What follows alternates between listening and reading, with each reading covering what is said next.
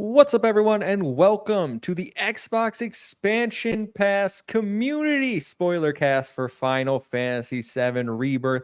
I will be your host for today's proceedings, Kevin from Save the Game Media. I am joined by a cast of wonderful gentlemen to discuss this game. I'm going to introduce them, starting with Silkinit. How you doing, buddy? Good evening, everyone. I'm doing very good. It's a good one. Like it's a big game to talk about. So we will take our time. But Absolutely. Well, we're also joined by Rick, aka Butch, in the Discord. How are you, my friend? I'm good. It's good to see you guys. I've been looking forward to doing this. And finally, joining us from Season Gaming, Alex. I don't know what you prefer, Alex, Alejandro, whatever you like to go by, but this is the first time you and I have actually spoken. So nice to meet you. Welcome. Nice to meet you. Thank you, everyone, for having me. I go by Alex because everyone at Season Gaming apparently has a mental deficiency to say Alejandro. so that's why I'm like, yeah, you can call me Alex if it's easy for you, but Alejandro's my name. So whatever's easy for you, I don't mind. Something in the water over there, I think. You know, Oh, yes. I play mains.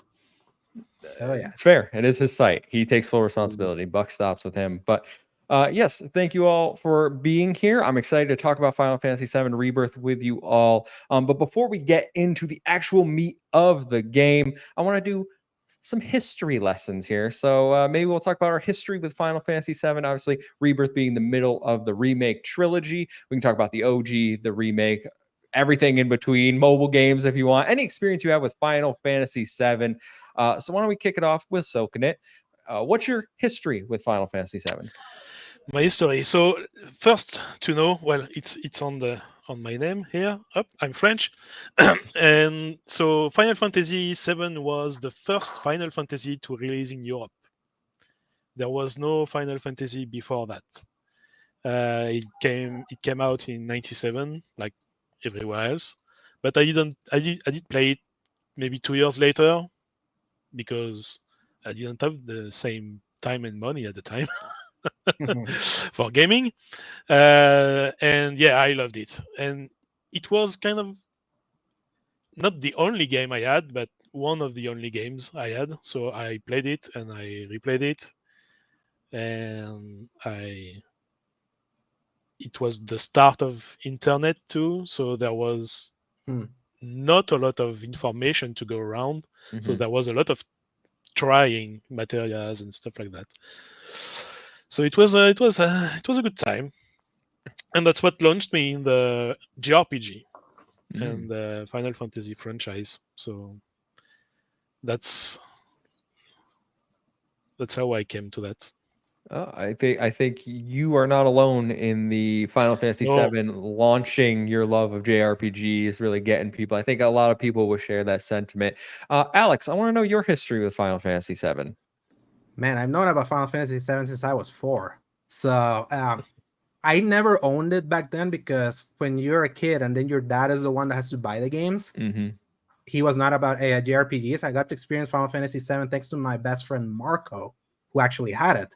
And hilariously always said, Final Fantasy VII is the first Final Fantasy. And I always was like, why does it have a 7 in the title? But he was always insistent. So I was like, we were kids. So I was 4 or 5. So I got to experience it more through him playing and me kind of like backseating and seeing it. But like the music's always lived in my mind. Like I've known about like the story. I got to see the entire game with him playing when I was a little kid. The first one that I actually got to play myself was Crisis Core over on the PSP.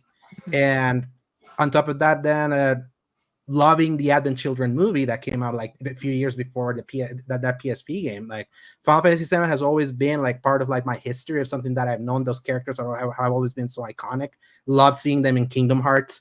So it's like that's as for like love for JRPG, like that love came in later when I finally started buying my own games and started finally getting into that series. But yeah, Final Fantasy VII absolutely a story game for me, and honored to have reviewed the latest one for the site that I reviewed for. Absolutely, absolutely, and that's a Seasoned Gaming. Anyone, go check out his review. Go check out everything he does over there. We're doing plugs here, all right? This is XEP, but you got to plug our own stuff, all right? We're not doing this for free, you know.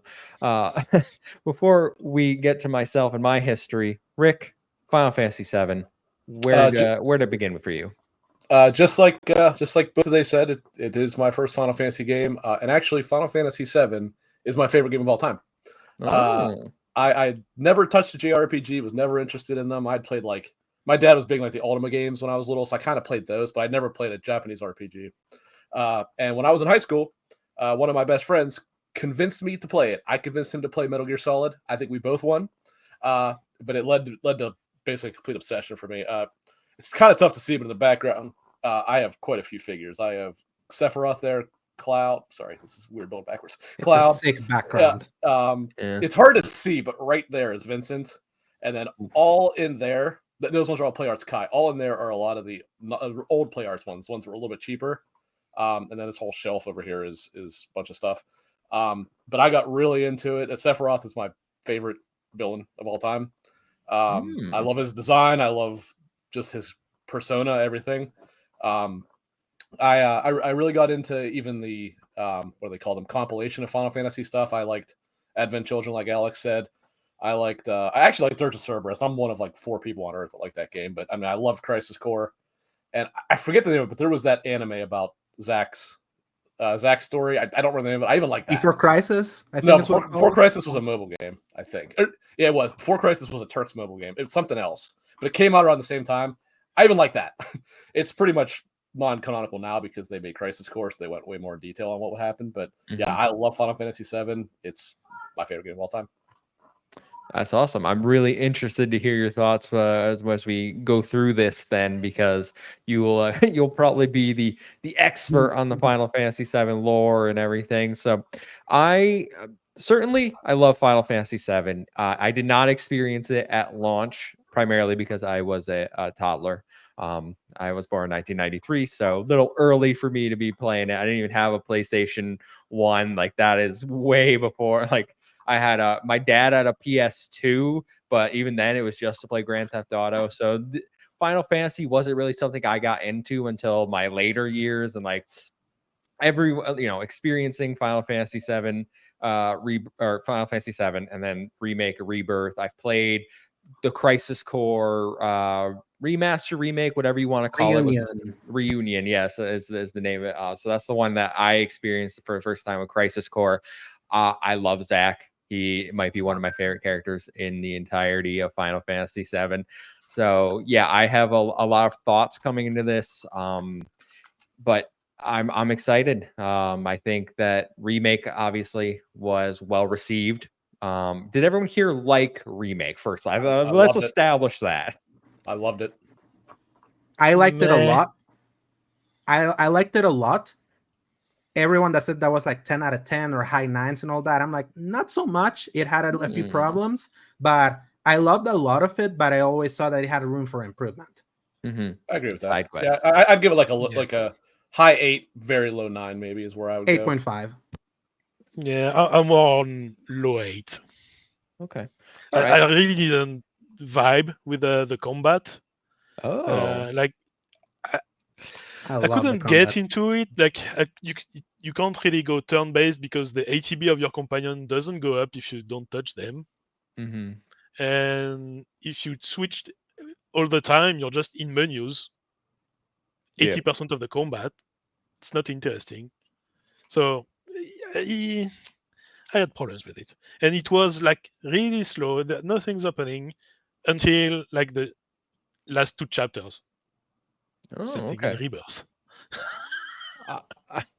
I really liked remake. I did play as Cloud the entire game. I didn't even bother with the other characters, mainly because I think Tifa is clearly the OP one in remake, in my opinion. I think Barrett is god awful, unplayable in remake. Amen to that. Yeah, just not for me. So it certainly wasn't a perfect game, but I do think what remake did with the changes and the whispers, which we'll jump into, and just in case anyone didn't know by now, full spoilers are in effect. So we can spoil literally any part of this game at any moment. So if you're listening, you haven't played Rebirth. And the compilation too. I think everything should be like on the yeah, table. no, I agree. The full spoilers for Crisis Core remake, OG Final Fantasy. Like if it's in the Final Fantasy Advent Children, you want to spoil Advent Children, you go right ahead and spoil Advent Children. All right. So full spectrum is on display here. But I did just want to get that base where everyone was coming into Rebirth, obviously being the sequel for remake. So I want everyone's overall high level thoughts first before we dive into the nitty gritty. So let's start, gameplay overall, like not specific story beats, but how did you find Rebirth? Alex, I see you're really champing at the bit there. Yeah, I think this is the best Final Fantasy from the HD era that's not the MMO. I feel like it's the one that captured the spirit of the older ones, especially because when I returned to those older ones, seeing a lot of like what made Final Fantasy, it felt like Square rediscovered a lot of like what made those game specials, from its towns, its seamless world, and like the RPG depth and all that. I felt it was like a very triumphant, like how can I say this, like build up of the section of the Final Fantasy VII experience where it was like the walkout moment. It was like the moment where you realize that after playing through a very elaborate linear first 5 hours of the game, there was like this world full of like boundless possibilities in front of you, which when you look at what that game looked like in 1997, it was like a lot of your imagination had to like fill that up. And Rebirth felt like taking what you imagined that open world to be and kind of like expounding upon it. While I feel the story definitely it's a little light, especially because this is the moment in the story that builds up the world and builds up like the individual characters. I really did enjoy how much that carries the weight of that experience. And obviously, we'll definitely talk about how things go in the ending. But it's an ending that for 2 months I've had to mull over about how much I liked, how complicated some things were, but kind of like coming to terms that I may understand a little bit of where they may be going, but it's still kind of like in a wait and see approach to see if they nail it. But overall, I thought it was a triumph. I gave it a 9.5 over at Season Game. You can go read my review. It's 2 months old as of today. Awesome. Silken it, what did you think of Final Fantasy VII Rebirth? Obviously, Alex, full of praise. Yeah, I really loved it way more than remake. Okay. Yeah, due like to the open world nature for one, and they really gave life to the world, like the towns, like just the open areas, they all feel lived in. There's always like people around, and due to the length also of the game, we have way more character development of the full party. Like everyone gets its little moment, and that's what kept me really playing up to the like last chapters, because I wanted that ending. Is she dying or not? Is she dead or not? But that's what kept me going, the characters, and that's what Final Fantasy VII is for me at the end anyway. Like they all like save the planet and stop Sephiroth. It's an excuse. So I really loved it. Awesome. Rick? Caveat. Yeah, I definitely agree. I thought it was excellent. Definitely suffers from some major bloat goat, as Season Gaming likes to put it. And specifically, like, actually, I didn't have a whole lot of issue with a lot of the mini games, because Final Fantasy VII does have a lot of mini games, but there are a couple in particular that are just truly dreadful and really should have been thrown out with the bathwater. But some of those were almost the start of my villain arc, but I'll elaborate further. But what Silken had said, I want to agree on. There's three areas specifically where I thought it really knocked it out of the park, and in order of, I would say, importance to least importance, although they're important. The character development is excellent. There was definitely a pretty good character development in the first one. This one took it much further. In the old game, I thought Yuffie was just a terrible character, but she's actually quite endearing in this. Hell, even Kate Sith is a decent character, and nobody in the world liked him in the original game. Red 13 was always awesome, and like they did there. Secondly, was, like Silken had said, the world. The towns in particular it was incredible seeing the towns fully realized. Like something that'll never leave me at this point is when you first get to Junon region, you're walking around and all you see is the Junon Canyon in the background, just completely. It's what you imagine when I was a kid, you know, like seeing that. It's like, man, I can only think how cool this would look. And then you look at what like the under Junon city looked like, and it was like 4 shacks, you know, whereas now it actually looked like a fishing town underneath this thing. Nibelheim Nibelheim. I've always pronounced it wrong, apparently. Looked super cool. And then lastly is, and I think we can all agree on this, it might be the best game soundtrack of all time. It is absolutely superb start to finish. It is just absolutely. Final Fantasy 16 soundtrack was amazing, and this makes it look absolutely terrible. That's how good the soundtrack is to this. But yeah, I would probably come in with about what Alex said. I'd probably go about a 9.5. And it would be higher than that if it wasn't for the ridiculous bloat and some terrible mini games.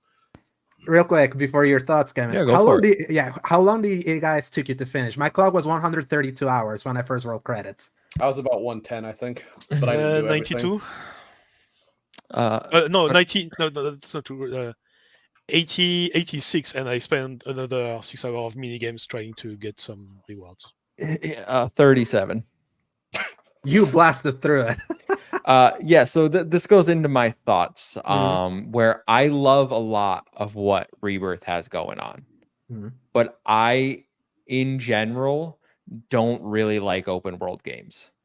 Especially in the last decade, they all follow a very similar Ubisoft-esque formula, and I think there are parts of this that break away from that mold and try to do different things, but then they also have the icon bloat where it's just go here, scan this thing like over and over, and that is the stuff that I don't really vibe with. And I did quite a bit of it in certain regions, like Grasslands?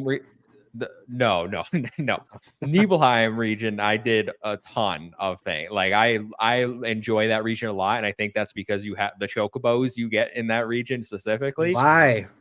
Yes. Fly up and down. Like, there are parts of this game that, like, when I engaged in the open world activities, I really enjoyed, but by and large, unless it was a side quest to do with the specific character I was trying to get at the date scene, I was like, I don't really care. Like, this is, I'm gonna mainline this for the most part, and that's kind of my big drawback, where I wanted to feel more engaged with a lot of this stuff, but it never really gave me a reason to feel.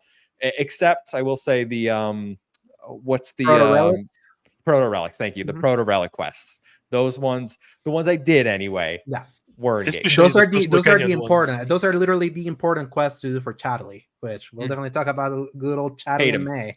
Hate him. Chadley is my bro. No, I hate Chadley. He can shut up. He can.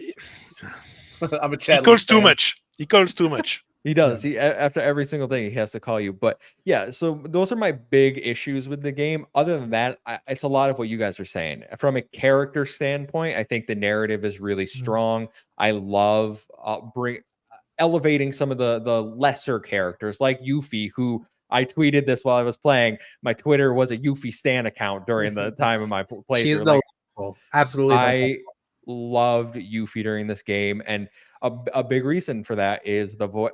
I don't know. Well, we should establish this. Japanese or English voices, guys? English. I did English. Yeah, I did English I as went well. English too. Yeah. I normally do Japanese, except for 2 series. Final Fantasy, I do English, and Like a Dragon, I do English, which might be controversial, but I just same here. Same here. I do Like a Dragon in English too. So I do that in English too, because they always have mentors on the side, and I don't want to have to read the subtitles on the corner of the screen. So I leave it in English. Just makes sense.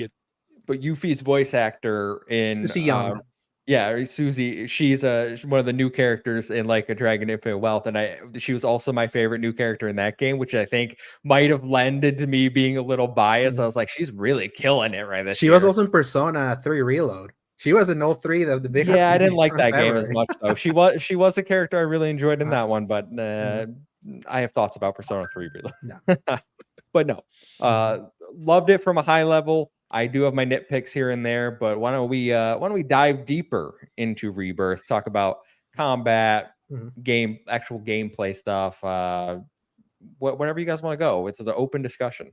Yeah, you were kind of mentioning kind of like the open world with it being a Ubisoft style. I have also kind of like fallen off of doing the Ubisoft open world checklist games because most of the time the games that do that are very meaningless and they're just checklists to do the checklist. The one thing that I have to give props to Rebirth for doing is giving meaning to the checklist, because it everything does get you something.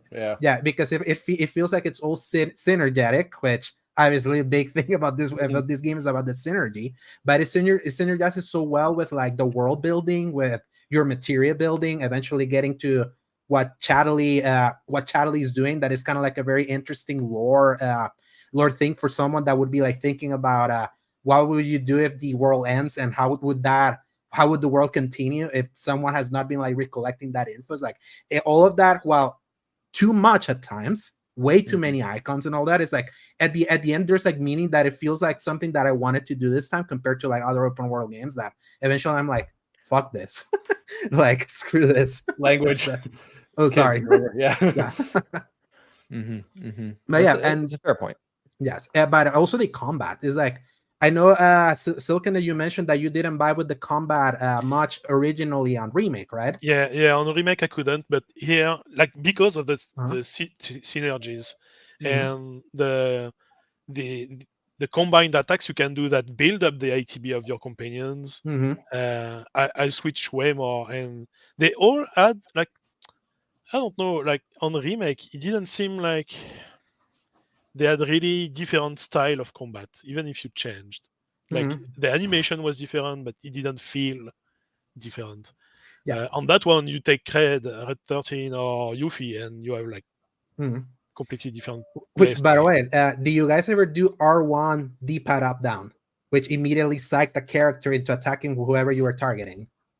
No, I didn't know that. No, I always just did the ATB deposit. So I found that way better to do it that way anyway. So yeah, I learned that too late, and like that's such a great way to like build up ATB so quickly, because usually when you're changing characters mid combat, sometimes they may be standing too far apart. So then it's like when you change, okay, now I have to run in to start like the attack. That's a way to like teleport a character into like the enemy that you're attacking to start like continuing like a combo doing. And since ATB is built up by you like punching, that was a great way to do that. And what sucks is that was trained in the demo that came out a month before. That was when they teach you how to do synergy attacks with R1 and D-pad up and down. I bet a lot of people played that demo and then characters stayed forward and forgot. So yeah. A lot of people. So, but the synergy attacks like elevated this combat like so well, like giving you so many tools that make the combat so dynamic, like, and especially with the folio system and learning like some of those elemental attacks that you can like build that basically you can now do elements without having to waste MP, which works really well in hard mode for everyone that ever decides to do that. But it just made us, I always enjoyed doing the combat. In fact, like that was the reason why I did the Chatterley quests a lot, because I enjoyed the combat so much. I was like, I just kind of want to keep fighting. I'm gonna go kill this beast. So yeah, love the combat. Yeah, I think the combat is certainly elevated from Remake. They took the bones of what they had with that system and really elevated it to another level. I think you can see that right away when Cloud can get into the air so much easier in this game than he could, or he really couldn't in Remake. But each character does feel unique, and they kind of force you to play each of them at certain times throughout the game so you can get a flavor and find your favorite characters. At first I was a little worried, like, oh man, are they gonna do this whole game? What if I get a party I don't really vibe with, which does happen a lot. Like Barrett and Red 13 are together all the time, and that's not my favorite party in the game. To like, I really do feel like I'm lacking, but that also could just be like they weren't in my main squad, so I didn't build them up as much as my main characters. And I'm really interested to know like what your guys' main party composition was, who's your favorite to play as, because for me, I had Cloud, Yuffie, and Aerith. That was my, like, I need the healer in Aerith. Yuffie was my main. She was absolutely busted in this game, like especially once you get the doppelganger and like changing out, like, oh my god, she can deal damage and melt enemies. She was busted in intermission, and they kept that bustedness like into this game. My I would say my primary party Now that said, actually, I had all 3 of the presets set, and I was running around the open world. I was constantly switching, so I made sure that everybody got to get used a pretty good bit. But if it came down to, okay, I'm in a tough area, this is what I'm going to do, I typically went with Cloud. Obviously, you have to pick Cloud, Barrett, and Aerith, because that gave me a pretty good diversity. Because when you get his abilities, Barrett really is an insane tank. He gets that, was it like Lifesaver or something like that ability that boosts his thing and basically casts, it doesn't tell you it, but it basically casts Provoke. So enemies, are more likely to attack him and stuff like that. And like, so if I would do a like a Chadley fight or whatever, and you could pick the party, that's usually what I would go with. And then obviously with Aerith, I used her as basically my black mage. You can certainly use her as a white mage like you did, but I went more for the attacking thing, because when you got her couple wards, if you cast I think Arcane was the first one. Radiant. You use Radiant to build up your ATB bars, and you're right on the other side of the map, cast Arcane, and then you use her warp ability to zap back and forth, and things had a hard time even touching her then. And she was insanely overpowered if you played her right. Yeah. I was Cloud, Tifa, and Aerith most of the time, because I'm more of a dodge than parry guy, and Tifa is awesome for dodging. She's so quick. And yeah, Aerith, when you realize that you can place ward on other people across the map and just warp around and have you can even put them on top of each other, because you don't cast them on yourself. So you can just bring another character and have all the three bonuses in the same place. Kind of insane. I was at the beginning, I was Cloud, Tifa, Aerith. Then I swapped out Aerith for a little bit to get used to Red 13. When I finally got used to like his block and counter attack moves, I kind of like got it. Like, okay, that's what made Red interesting. Then when Yuffie came in, it was Cloud, Tifa, and Yuffie for most of my for most of my time, because I love Tifa as a tank, and in fact I had to like also rejigger her materia to also she can be my healer for XYZ reason. I just wanted to always keep Tifa because her unbridled strength is always always came in clutch, no matter what. Love like boosting up the percentage of the staggers you using her, and then mixing her with the absolute DPS tank that is Yuffie was like that was my favorite way to play that. So yeah, it's there's certainly a lot of strategies for this game, especially with the materia system, which I would love to know your guys' thoughts about the materia system. Obviously, each Final Fantasy kind of has its own equipment system. Materia has never been my favorite, to be honest. It's still not my favorite system. I'd much prefer just learning skills and not having to like equip them like this. But yeah, my favorite magic system for Final Fantasy VI, the Esper system. I've heard that a lot. I have not played Final Fantasy VI. Yeah, it's I highly recommend it. I think that's probably the best Final Fantasy for me, but it's like 7 still also up there. But the Esper system in that one was like you learn. You still have to like equip like a certain like in this one that you equip the different materia, and 6 you had to like equip summon first, and then like after you level up for a while, it would give you those abilities, and then you could unequip the summon, and your character would still have that magic. So that was kind of like what was cool about that system. And materia system, what I like is the diversity of how you can like mix and match everything. The problem is that in this game you get filled up with so much materia so often that you feel like you're constantly in menu nightmare trying to like switch up a bunch of materia. Sometimes that can get a little bogged down, especially because sometimes you need to readjust strategies if you're fighting a much harder enemy. But I like the variety, the systems to implement it. I wish they had done like a set, like here's my set number 1 for this. This is my set number 2. Like I cannot believe that they haven't implemented that. So that would made it so much better. But I like it. Yeah, not having a loadout is in 2024. We should have loadouts. Yeah. I was never the biggest materia fan myself. I especially did not like it in Remake, because since it was obviously the early parts of the game, you were so, especially with Aerith, since I said I wanted to build her as like a black mage, you are so limited to what you can do if you wanted to give her all the different elements.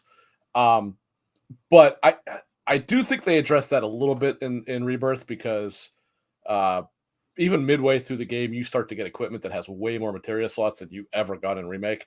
Mhm. And then they also, you only got one of each, but they did, when you did some of the Chadley things, you did get a fire and ice and a thunder and wind. Godsends. So Absolute godsends. So you save yourself a couple materia slots that way by having both of them. They take forever to level up to the Ra and Ga options, but you do get there eventually. So yeah, I agree. I wasn't the hugest fan of the materia system, but it was better in this because you had a lot more options and a lot more freedom just because you had so many more slots to work with. Yeah. The skill tree, they kind of changed the way that works compared to Remake for sure. And I still don't think it's fantastic, if I'm being honest. I agree. It's there. Yeah, that's exactly how I felt whenever I had enough points to get something. Mhm. I literally just went in and it was like, okay, that one is glowing. I can unlock that and did it. I really didn't care about it all that much. It really was both a step forward and a step back for me, how they did the upgrades, because you could if you remember in Remake, the weapons, you could like level them up individually and they all had like the skill tree, and they kind of like they basically compartmentalize everything into the folio system, so you don't have as much control of what you want to upgrade with like your weapons, which means that then sometimes you're funneled into using weapons that I don't like the look of this, but it has slightly better stats, so I'll keep doing it. Kind of what happened with Cloud. I kind of wanted to use the Buster Sword more often, but I'm like, everything else feels like it's like outclassing it. Like, I'm not gonna keep using the Buster Sword like I could in Remake, because you could like individually like push it as much as you could. So it was like the folio system. I only like what they added with the synergy attacks and you building a specific pathway of what you wanted to do, because you don't need to like get all the upgrades if you want to, like in the folio system. Like if you know if you know who you're gonna main with in your party to do the synergy attacks, just follow that pathway and then you can get to the very top like quicker. But also so much points to acquire a bunch of that stuff. Like, oh yeah, you need 30 points for this upgrade. I'm like, god damn it. No, it's so much. But yeah, so like one step forward, one step backward. So they're in the same spot for me. And then I never, even by the end of the game, I didn't grasp exactly what led to unlocking, like when you got the pieces that you can put in the weapons. Each weapon had like its own set that you could pick from. I never grasped what actually led to unlocking this. I don't know if it was just getting to certain weapon levels. Just level up. Just leveling up, literally. Depending on how many SP you had, it automatically started like upgrade, unlocking stuff. Maybe you get a bit more XP when you use the weapon ability more often. Like when you do them the conditions to learn the move that you can use after that, like with other weapons. I think that's how you get more weapon XP. Yeah, I understand the weapon upgrading so little that I just set it to automatic. I'm not going to be able to do. You're already asking me to do 9 other menus to upgrade things. Like you're asking me, you're saying I can automatically do this. Great, like favor whatever, and let's go. Yeah, that's how you stay under 40 hours. Yeah. Oh yeah, I'm efficient, right? Oh yeah. Gosh, I sure wasn't. I sure was not. Let's talk about mini games. Everyone's favorite. Obviously, I think we should start with the big one, Queen's Blood. Get everyone's feelings on this. I personally think best card game in any video game probably ever for a mini game. Yes. Yeah, as a mini game. As a mini game, yeah. Not just a general card game. Yeah, no. But I loved it. I was addicted to Queen's Blood fight. Like that was, as soon as you roll into town, you're like, well, who's here to get beat down? Like that's how I was handling what chocobo am I gonna beat, or what dog does want to play? Dog, yeah. Love Queen's Blood. Queen's Blood is fantastic, yeah. I wasn't too much into Queen's Blood strategies at first. too. Yeah. It's when I reached like when you beat the first like knight, like the name like rank, and then the story of Queen's Blood comes in. Yes, that's when I went, okay, it's a good game, but now I'm in. I didn't do that. No, yeah, that first flashback, when that happens, you're like, wait, what? So there is a reason to do this. Yeah, I was like, I don't remember this. Like, this is cool. This is interesting. This is weird. This is dark. want to see what that is. So Yeah, I I guess I might didn't have to go get. back and do it. Yeah, I didn't get to the end of the Queen's Blood storyline. I did. Oh yeah, me too. Yeah, it's worth it, especially if you like the mini game. Like you can at some point I reached the point where I had a deck with like sacrifice. Each time I was sacrificing something like yeah, and boosted other the numbers of cards, like someone else. yeah, and you reach a point where you get cards that you can place on your cards to sacrifice them, so you can just boost yourself. Yeah, what's And the highest I score you went to guys the end won of the by? bet. 80 by You guys 1, I You guys are think. way better than me. Yeah. It was 50 something for me. Yeah, I was but gonna say I think mid 40s was my Yeah, highest. no, I was 870. That's Yeah, eventually, depending on your card build, you just start wrecking. And then when you realize that the strategy really is about territory control, you have to get That's all into the deck. That was my whole deck. Yeah. My whole deck was just how can I take away all their spots, so even if they have like better cards, they can't play anything because I own the entire board. And then I'll just like the amount of times I'm like, oh, I'll just get everything and then put cards down and win 13-0. Like it doesn't matter. Yeah, that's actually what I was about to say. It's when you first wrap your head around the fact that it's not about getting your corners and getting your best cards. It's about taking away their options. When you do that, then you can do whatever you want to do from there. Yeah. That's why I like the challenges in the Gold Saucer. Some of them are harder. Oh my god! Those Queen's Blood challenges was I had to Google not even the ones in the Gold Saucer. I had to Google the ones in Costa del Sol. Yes, Costa del Sol. Oh, I was like, these ones are puzzles. They are fun. I'm stupid. I was like, where do I put this chocobo? The challenge, there's like the last challenge on the Gold Saucer. It's 5 matches, and it's the total. It's your total at the end of all of them, and you have to take control of chests to get cards because you just have your regular deck for 5 games. So if you don't get chests, you don't have cards. You're just. It was an RNG nightmare, and I won it by 81-79 in that last one. Yeah, it was. It's a clutch one at the end. Yeah. But yeah, they're fun. Other. It's the only game. Almost. I like For Condor. I enjoy For Condor in the Proto Relic. I think For Condor was definitely better over in Intermission because you had a little bit more options, but I did enjoy kind of like the quirkiness of For Condor. I like soccer, playing as Red 13 over at the. I would like it if it wasn't No. I would like if it wasn't 3 minutes long. It's too long. Make it shorter. Give me a minute. Like it was like 3 minutes, and I was like, this is going on forever. Like all the ball, like the color balls. There's a blue one. Here's the red one. There's too many games, but I want to specifically say whoever designed them, they need to be sent to the moon so they can never come back to here. The first one is that, and actually it's Proto Relic. It's that god awful Cactuar game. That was horrible. Oh my god! Especially the hard. If you're doing Aerith in the Aerith mode, yeah. Oh my god! It's like I was raging. I was like grabbing my pillow and screaming. And the other one is the Moogle game. The Moogle game sucked too. That was terrible. Thankfully, that one technically is somewhat optional, but. The more at least it was easy and annoying, but that Cactuar game with Aerith is like beyond horrible. It's like terrible.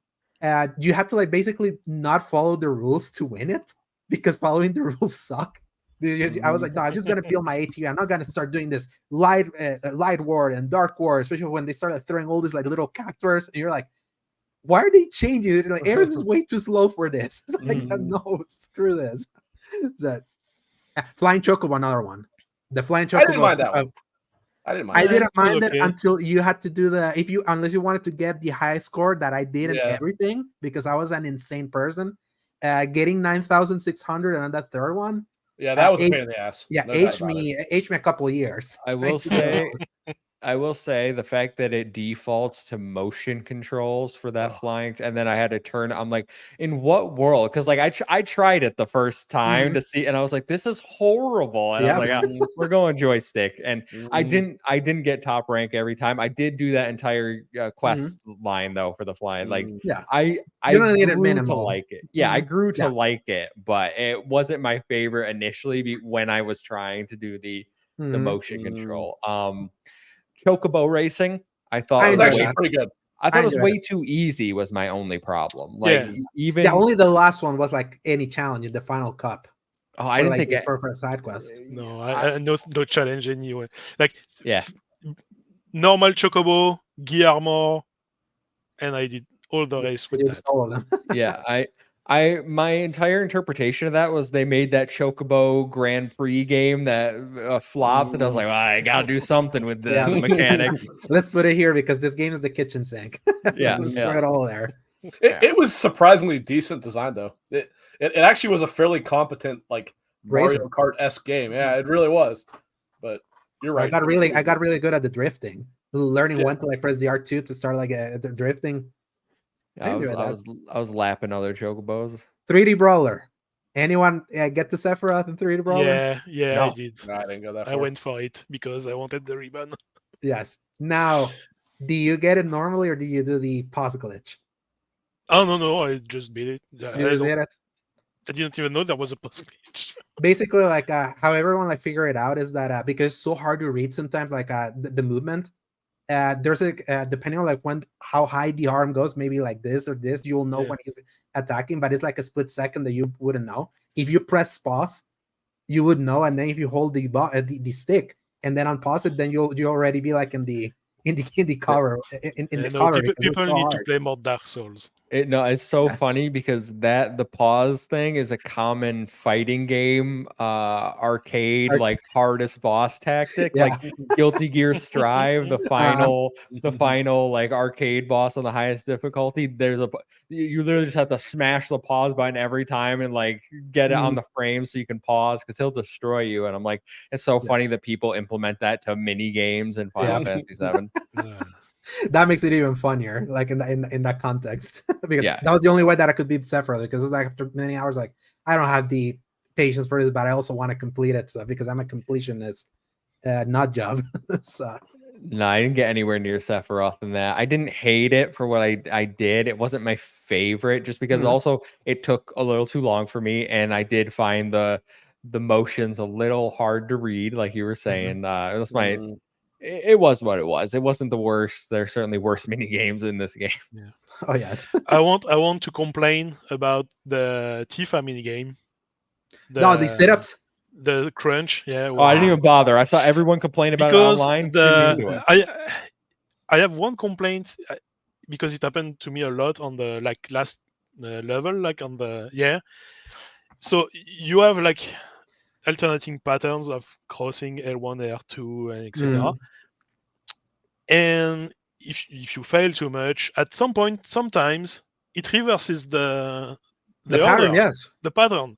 So you're getting used to a pattern, and you okay, next time I'll get it, and then they reverse it on you. And there's the ones where you have to like tap the R2 like so fast, or you have to hold it. But if you press too hard, you go past the limit, and then it doesn't use the adaptive triggers to actually make you like know where that spot is, which I didn't. It actually does. It does. But I don't remember noticing it. If you go too hard, like you go past it anyway. Yeah. I was afraid I was gonna break my controller doing that one because of that. Because you had to like press it so quickly when it was like beeping fast, and then when it was like green, that's when you had to get it halfway through. And I was like, you're already like so high energy because the stupid music is playing, and that's like getting you off beat for when you have to do the crunches. But it's like the pull up mini game on Remake was better because at least it was in the face buttons, not up here. But I went through it. I got it, but it was a pain. I did all of that except the combat challenges in level 70. So. Okay. Well, does anyone have any other general gameplay things they want to chat about before we get into the story 45 minutes into the spoiler cast? Oh, yeah, no worries. Well, the one thing I do want to say, and it's gonna be a bit of a negative comment, but it is a little disappointing how this game was on the technical side. Yes, because there's zero reason why that game should not have been able to run in the visual mode at 60 frames a second. It looked like it was really not very good on a technical side at all, but it had good artistic direction, so it looked nice. Yeah. But there's no reason why that game should not have run better than what it did. It looked great in the 30 FPS mode. The thing is that I wish the motion blur was stronger, and also because I like per object motion blur, because that at least can help like smooth out sometimes the camera movement. Not full on motion blur. I know that can give. I turn the first thing I do in any game is turn motion blur off. Yeah, no, especially at that 60. option shouldn't even exist. Yeah. And soft motion blur like per object is better than like no motion blur for me, but like I don't like motion blur in 60 frames because it's already super smooth. Right. I have to give credit that around the time right when I finished my review, like they put the patch that they added like the soft and I finished the game too when they did that. And you know what? Yes. I'm gonna say it. Soft looked worse. I saw people say it looked better. I'm like, you're crazy. Yeah, no, the other one was the better one. Yes, the other one was the better one. The one that they added. The one that it came with initially looked slightly better than what they patched it to. I'm like, so what was the point of this? Soft was the original one. Sharp is what they added. Sharp looked worse than soft. Sharp looked better in my TV. I think it was a TV. It depended on your TV, maybe. Because I'm telling you, I went back and forth for a half hour. I'm like, you could not see character faces at all on the sharp mode at all.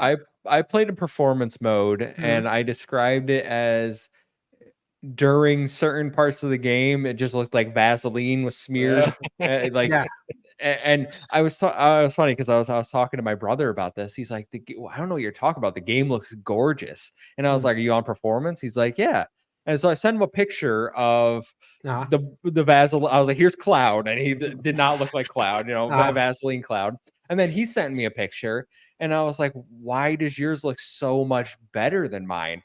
And then literally like an hour later, he was like, oh, you know what?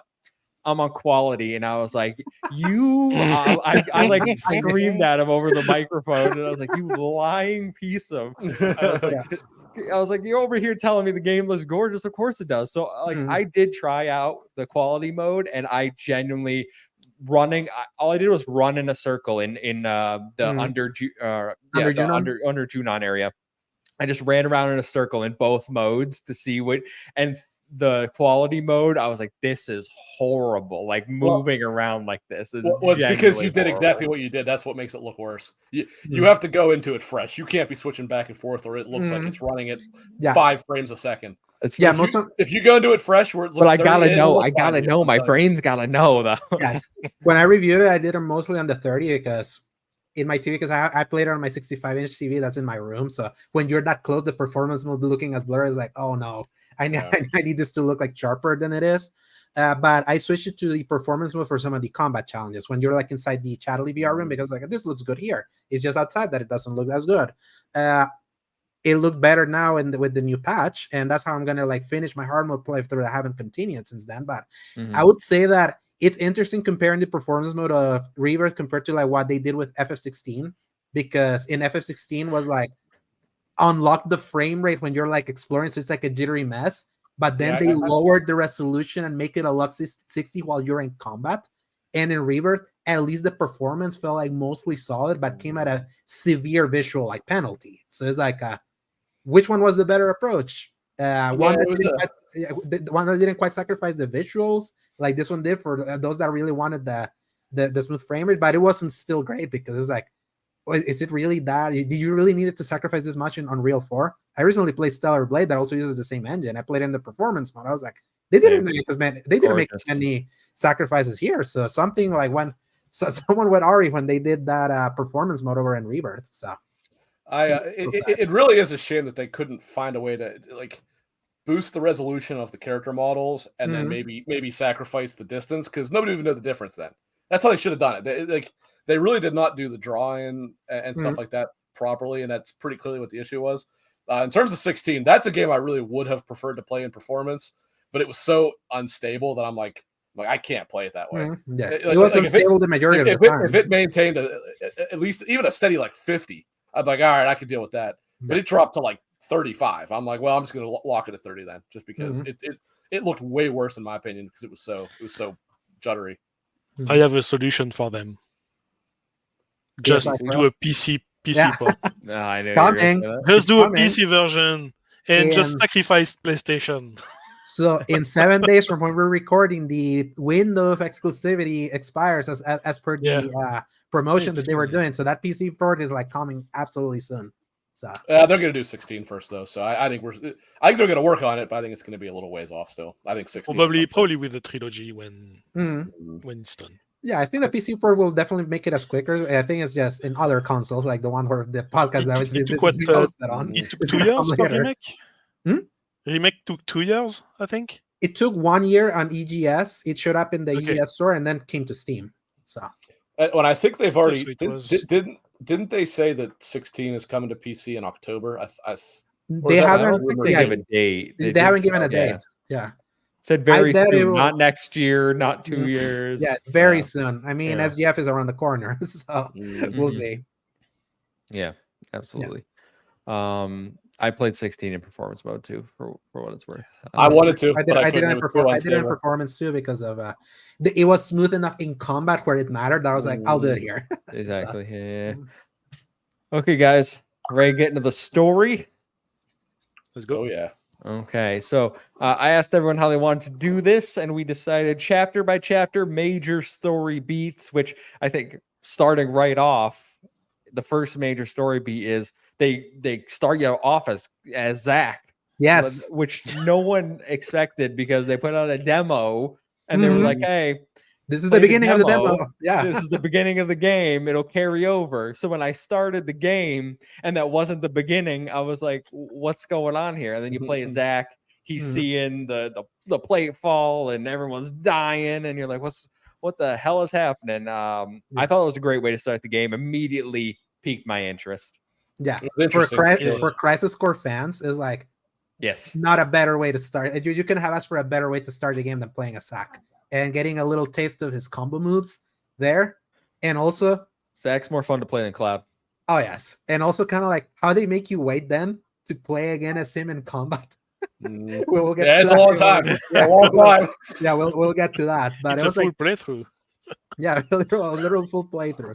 But it was like I remember because my podcast co-host Paul, he's such a huge Crisis Core fan, and I got to play the game before he started. I immediately was like, brace yourself for when it starts. Just because it was like, I already played them. I was like, just brace yourself for when you start.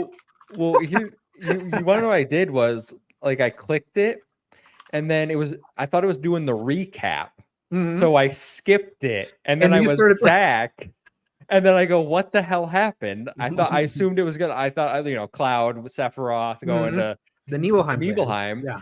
So all I had to do was I quit the game, and then I went back in, started a new game, and just sat there, and I was like, all right, I gotta figure out what's going on.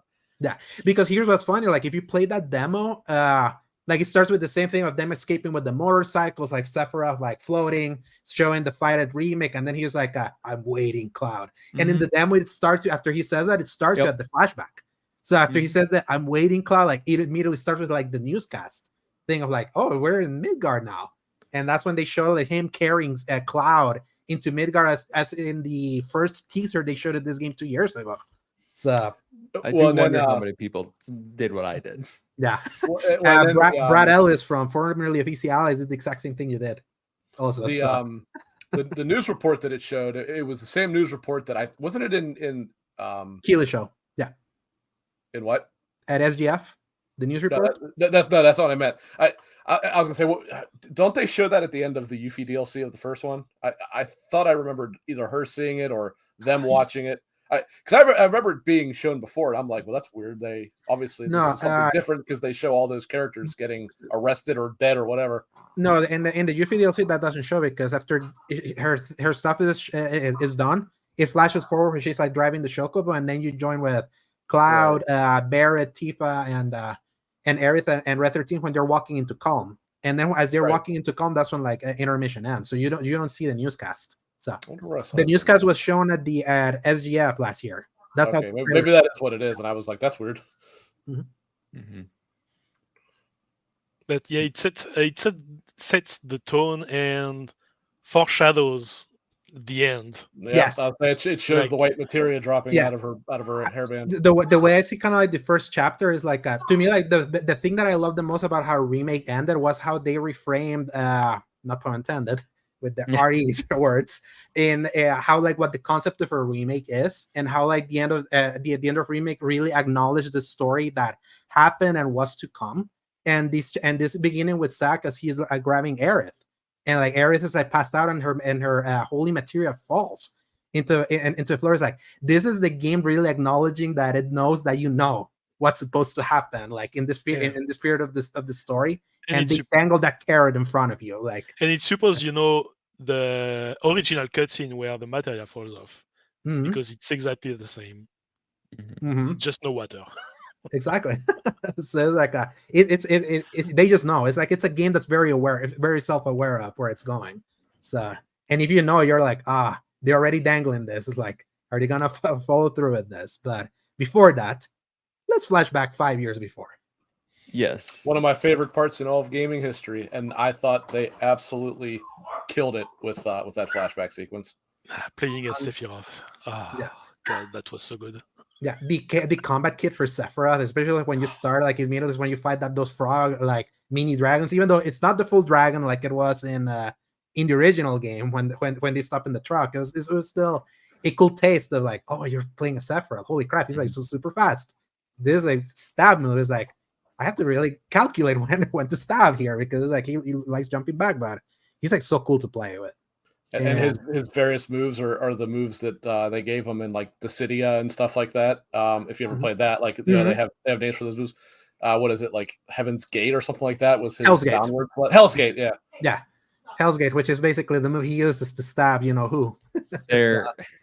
They're also the moves that he has in Super Smash Brothers Ultimate.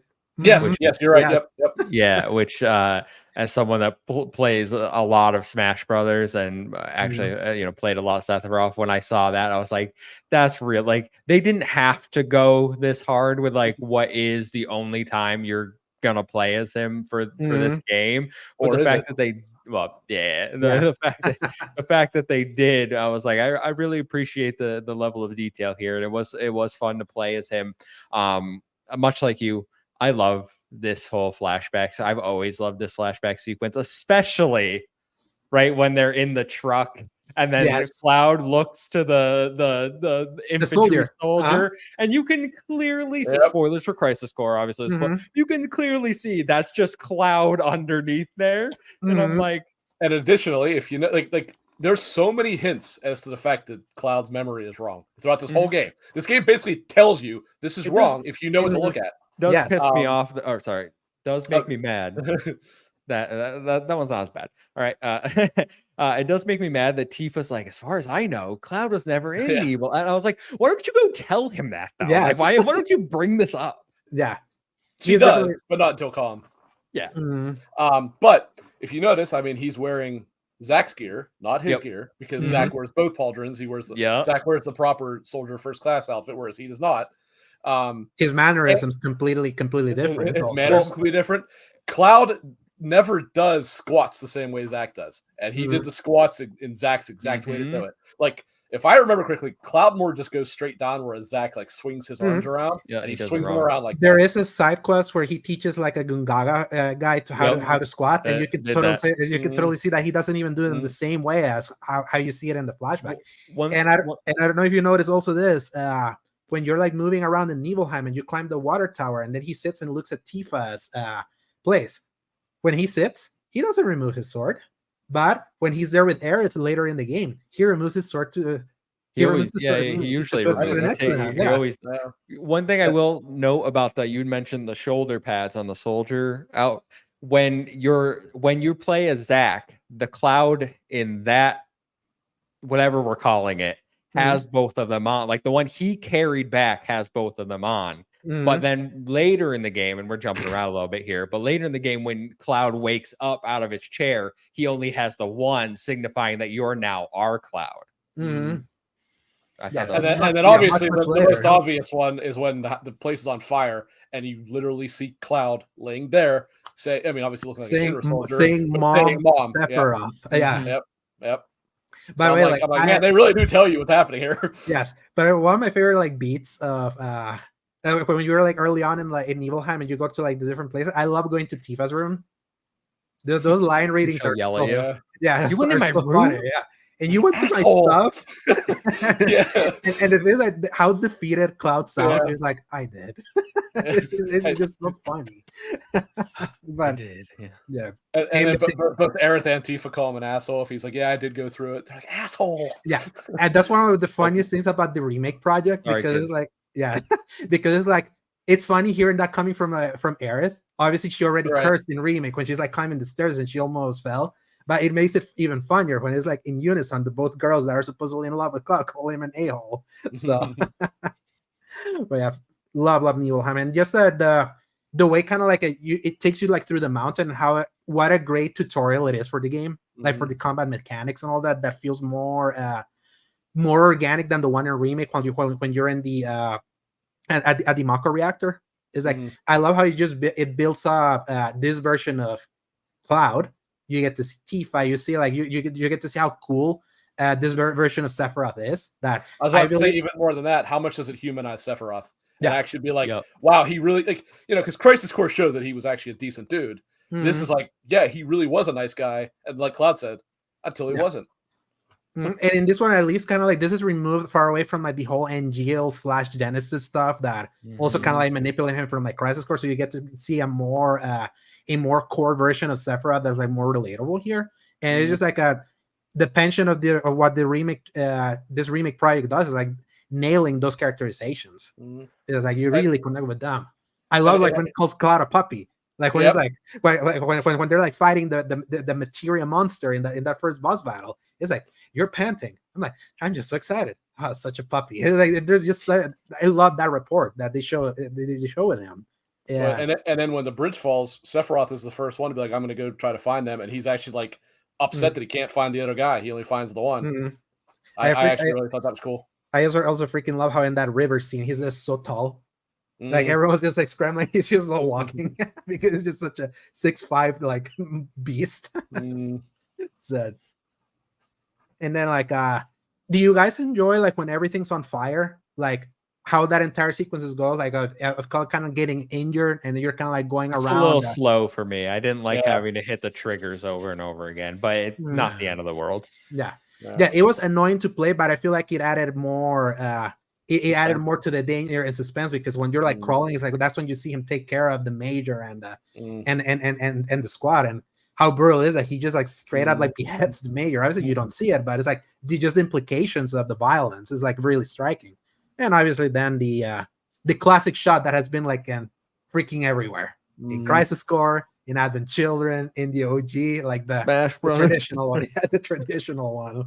Yeah, but it was like it never gets old for me. I really love like seeing like seeing that, and also like how they nailed that transition out of that flashback when you're like you see him like cutting Tifa like in a pretty gruesome way, and then like him like talking to Jenova and doing the face up, and how like the camera starts like flashing back and forth, and you're like you get the excitement. It's like, yeah, they're about to cut, right? They're about to blue ball us, boom, and then back to Kalm. Well, and not that it was new, because he did say this in the original game, but I liked how he just does not hide his hatred for Hojo, who is his dad. He doesn't know it. But, it's Sephiroth. Like he's just like, he revered Gast and just hates Hojo, and like everything that happened, he's like, Hojo, you did this, blah, blah, blah. And it's awesome. Yeah. So, Knit, we haven't heard from you. Yeah, it was a good introduction, like especially for the combat and playing as Sephiroth, playing as him, and seeing more of him, just before the turning point. Like because in the OG we see it a bit, but not too much because limitation of the time. But now you can really see how he was before, and like Rick said, he was a good guy. Like he was proud to be like the top soldier and to help the others and do his job, and he learned the truth. I love the Yeah. Kind of time broke lapse him. when he's like reading Truth. all the books. Yes. Yeah, well, the truth. It's so yeah. creepy, like a freaking vampire, like emerging, like as he's like by himself with like the lamp, just like reading. Yeah, they nail it because they did the same thing in the original one. Like, Yeah, it's a time lapse of Yeah. him like moving down the hallway with books piling up. Yep. and then we're in Okay. Kalm. Then we're in Kalm. We can talk about chapter 2. I personally don't know if there's any major story beats for me in Kalm. Nice city. It is kind of like your introduction to the game, and obviously you get kicked Well, out of there's the city. the little interaction between Tifa and him. Yeah, where Cloud. Yeah, Cloud and if you Tifa, don't yeah. know the Yoji, That's you fair. kind of learn there that Tifa says, no, that's not what happened. That's not what and happened. I was cut, like, and Yeah, she shows her scar. Yeah. Yeah. What I love about that interaction specifically, and then obviously like Sephiroth being kind of like the boogeyman, trying to like plant all this seeds of doubt in Cloud, is like if you like buy into the idea that the Sephiroth that we have been seeing a lot in the remake project is the one that was from the Advent Children / OG timeline that knows what happened, and this is kind of like him trying to rewrite fate and history, is like him planting that seed of doubt on Cloud, specifically towards Tifa, is kind of like a reference to what Tifa does to Cloud like later in that story, and him trying to like preventing that from happening. And it's like, if you know, it's like you start seeing those seeds being planted here, like that seed of doubt, or why it's a little seed for the Gongaga sequence. Yes, oh for yes, sure. yes. Oh, Gongaga was so good, but we'll get there. We'll definitely get there. But yeah, there's not much here, Kevin, in this one. The chapter 2 is explore. Like, here is our vision of the open world. Yeah, go at it. It did have a humorous little Red 13 moment though, when Barrett says to Cloud, Aerith and Tifa, he's like, no more dates, okay? And they all nod, and then Red 13 goes, yeah.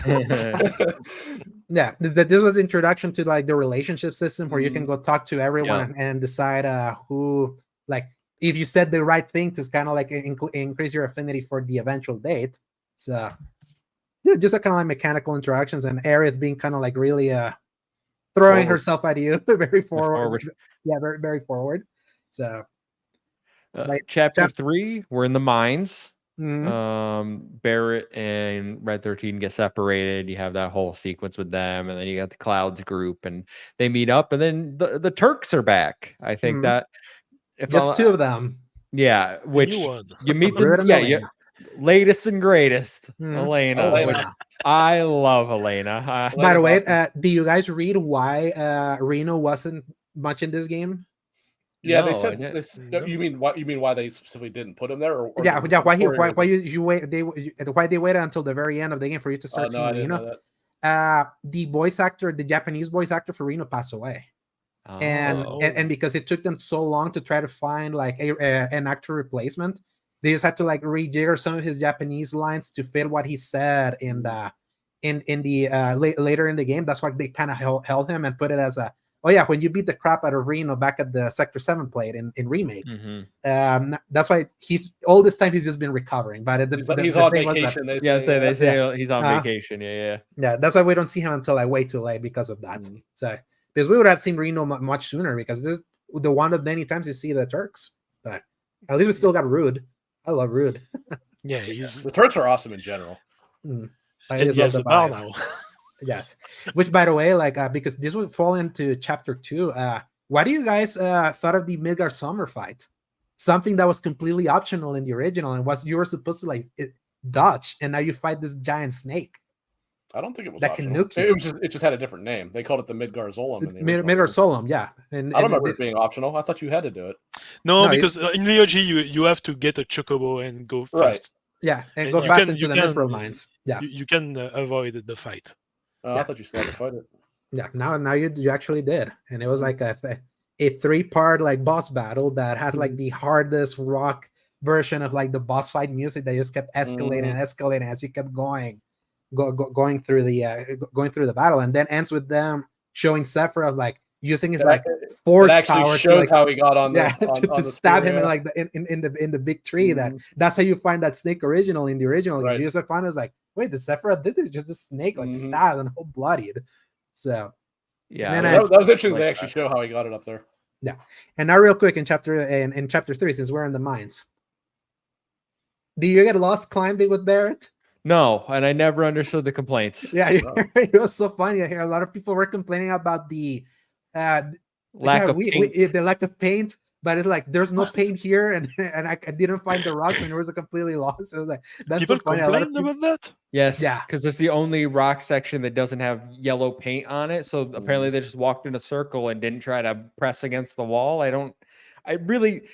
I shouldn't be surprised, but sometimes the way people like play games, it really Mhm. does boggle my mind.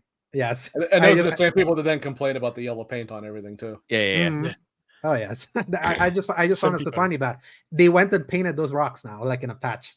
If you actually play that section, My favorite thing is the way Barrett climbs, like Yeah. just one arm. I'm like, yo, Uh-huh. bro, how Yeah. jacked are you? Like, you got to be at least like 350, right? Like, and the angles of those rocks, there's like, how are you? You're such a tank. How are you able to like climb this like only one armed? yeah, Yeah. yeah, funny. And then chapter 4, like out of the mines. Chapter 4, yes. Chapter 4, yes. The Good one. the mini the salutes, right? Is that this Mhm. chapter where you The Junon. Yeah, Yeah, yeah, it's The Junon parade chapter. in general. yeah. This is Junon. Parade. Yeah. Chapter you 4 is like infiltrate. everything. Yeah, it's everything in Junon. You get it. You're arriving to Junon. Yeah, getting The into under. dolphin, the frogs. Mhm. I gotta like, I gotta be honest. At this point in the game, I was like, when are we gonna get to stuff about Sephiroth though? Like I do feel, and we talked about there's a lot of bloat in the like. Mhm. If I was writing the game, I wouldn't have had I would have had the big scenes, but I do feel like we kind of stretch things out in this game. Yeah, I think what's interesting is that like from a beat for beat, like a lot of the beat for beat story of the original one is kind of like honored here without like really them adding too much. Like for example, like the Mithril mines, that was like a 5-minute section that was like a 1-hour dungeon that they added. But at least for like a plot, it's like you already got your like your event, your inciting event. It's like you know that Sephiroth is like a big bad dude. Is like he's gonna do something. We gotta go find him. How are we gonna find him? Let's just go on this road trip trying to go find him. I liked what they did with Rufus after the parade though, where he like makes the offer to you and then Yuffie screws it up, and it's like because if you guys had not seen Advent Children, I know Alex said he did. I don't know if you guys did or not. Like all of a sudden Shinra is friends with them again, or not again, but friends with them. So it's like, well, that's kind of weird. So they kind of have gone out of their way to be like, okay, Shinra they have had previous interactions before, but they're not as bad as they were made out to. And I kind of like how they've done that. And it's like, okay, they show Rufus taking over, and he's like, yeah, what my dad was doing is not how I plan to run this company. He's like, here's what I want you to do. You know, do you guys agree to that? And Cloud's like, well, yeah, sure. That's what we are planning to do anyway. Screws it up. My big thing with this game, and we can probably talk about it because I think he's been introduced. Glenn has it been Glenn Lockbrock, which isn't he from the mobile game like Ever Crisis? Ever Crisis. I genuinely right. It is Ever Crisis. I'm sorry. I genuinely put my controller down and I was like, why don't a lot I of people did? A lot of us did. Yeah, a lot of us did. I wouldn't play that, but it's a whole like. He's interesting at the end, or what happens with him is interesting at the end. But like the fact he showed up, and it's just like, all right, yeah, I feel like we're getting a little Kingdom Hearts here right now. Thank you. This is like that. Glenn is the Tetsuya Nomura sort of stink that kind of has carried over into like the remake project. In that, we're gonna introduce a bunch of stuff, and if you want to really learn everything, it's like we're making everything like canon. We're making everything to be something that you have to experience for you to understand. And what is so funny is that apparently the mobile game, or when he was going to be introduced in the mobile game, was supposed to come out much sooner than it did. For him to like be introduced, and then they just introduced him like around the same time as this game. So it's like the timelines of how people were supposed to know about Glenn kind of like got jacked up. So you only see this guy and then see the flash forward of him getting shot back. It was like, was that from remake? It's like it's like they show it as something that this is something that you should remember, but it's not. It hasn't even happened in the mobile game. As of right now, he's still alive in Ever Crisis. But I do like the interaction with Shinra and everything going on behind the scenes. I think it's a very interesting plot point to follow, apart from Sephiroth. Like, we got things brewing in the background. Yeah, and the thing is that because you a lot of this section of this game, you're kind of going around the world, and like what you're experiencing is like how Shinra has or hasn't affected the different parts of the world. Like, you're kind of checking in on Rufus, Shinra, like Heineken, and all of them, kind of like around this time. At least puts you kind of like in the frame of mind that as you're going through this world, you kind of know why you were against Shinra for the first in the first place. And this is kind of like one of the parts of, well, you're doing kind of like the repetitive, okay, I'm gonna go do this triangle minigame as I'm like scanning this like Lifestream well that then kind of gives you kind of like the lore of what Shinra did to the specific area of the world. It's like that's kind of like what helps build it, but you have to engage on that to kind of like see to kind of see that. But love the parade. I freaking love the I have a minor complaint on it on the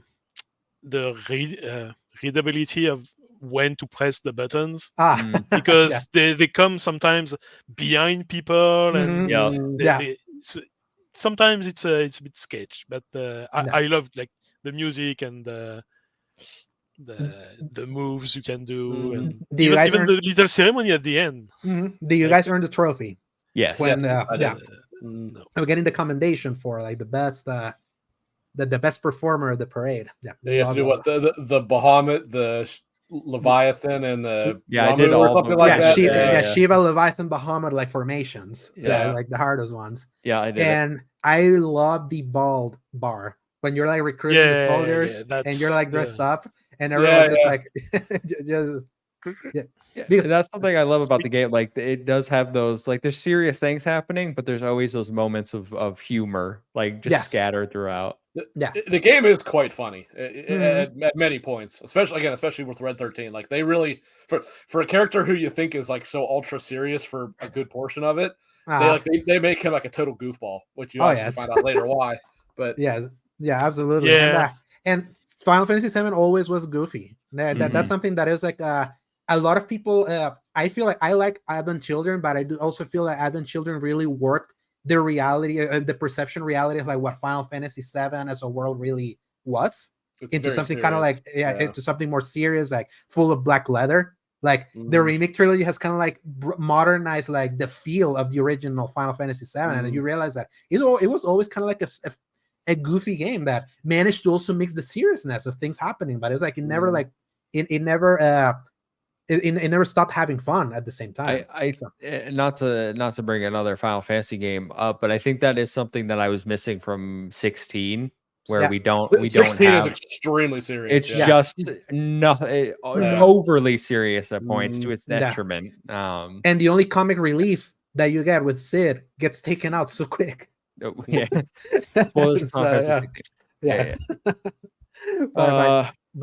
the parade. So the silliness is really part of the DNA of like what makes a Final Fantasy special. So then we are in the boat. Chapter 5.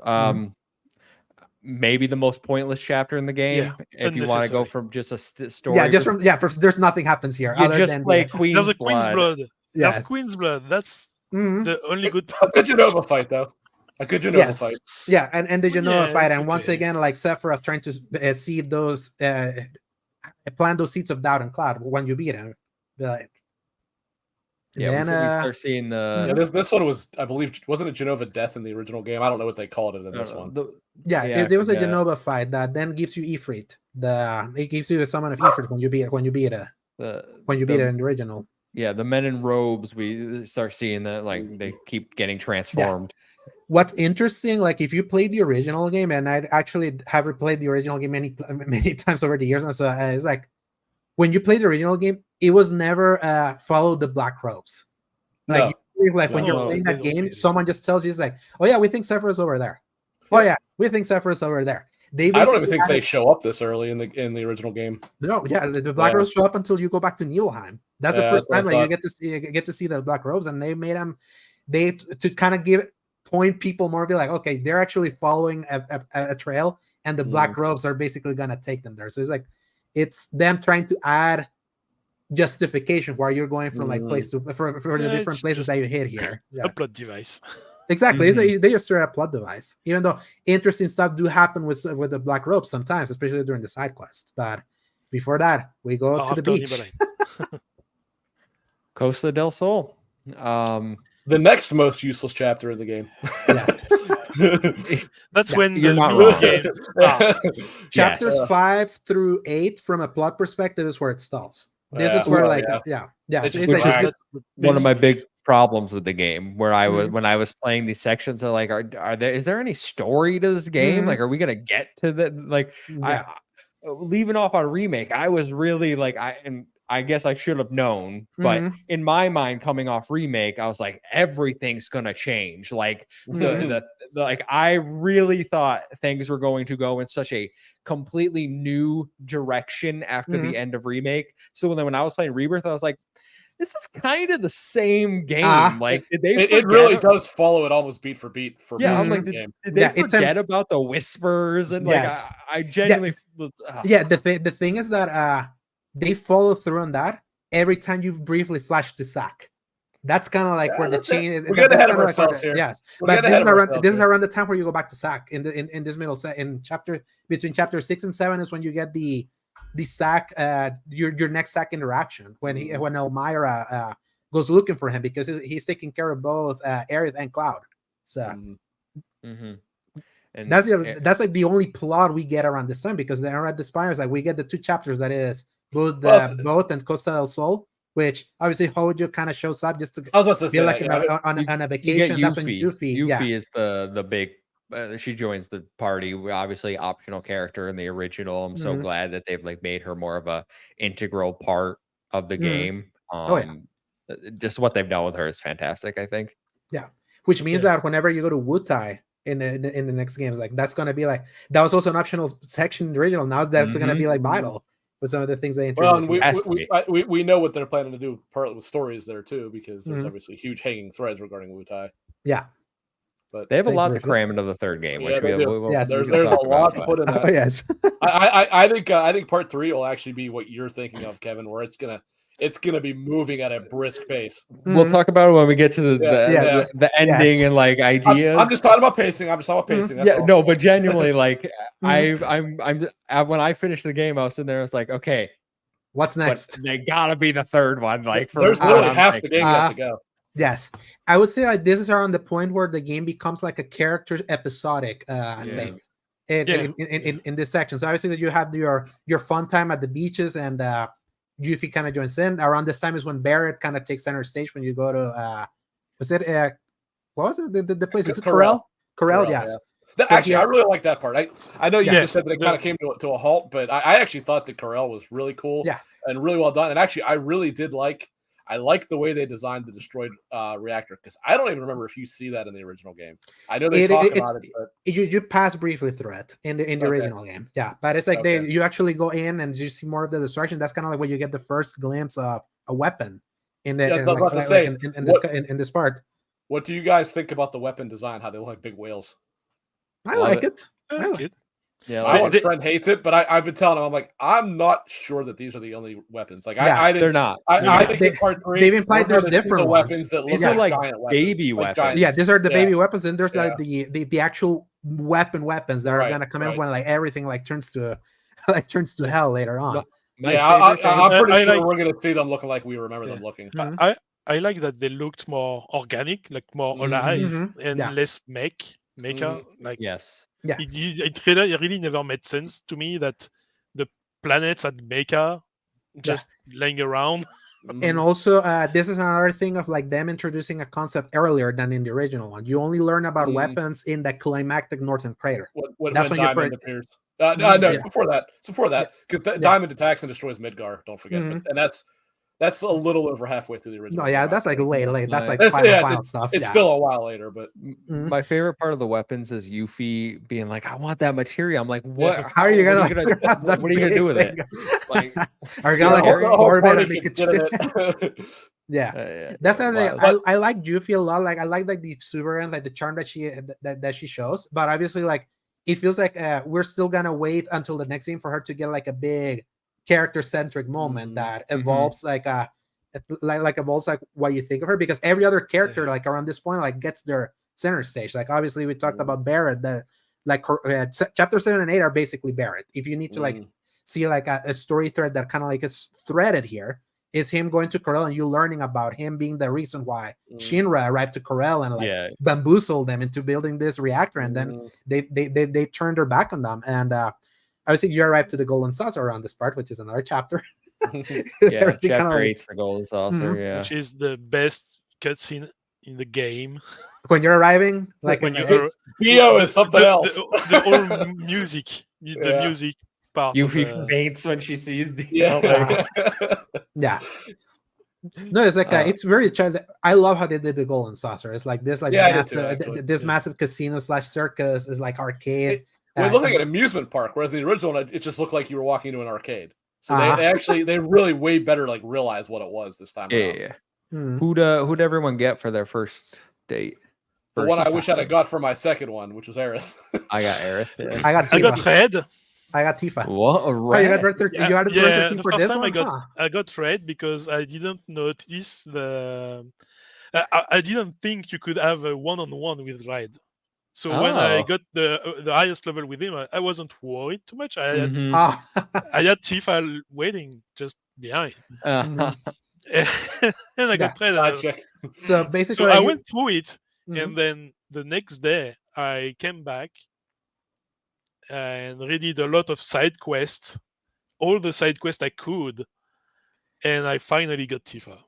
Yeah, I got Tifa. I intentionally was like, I'm a Cloti fan, basically, ignoring the shipping wars over there.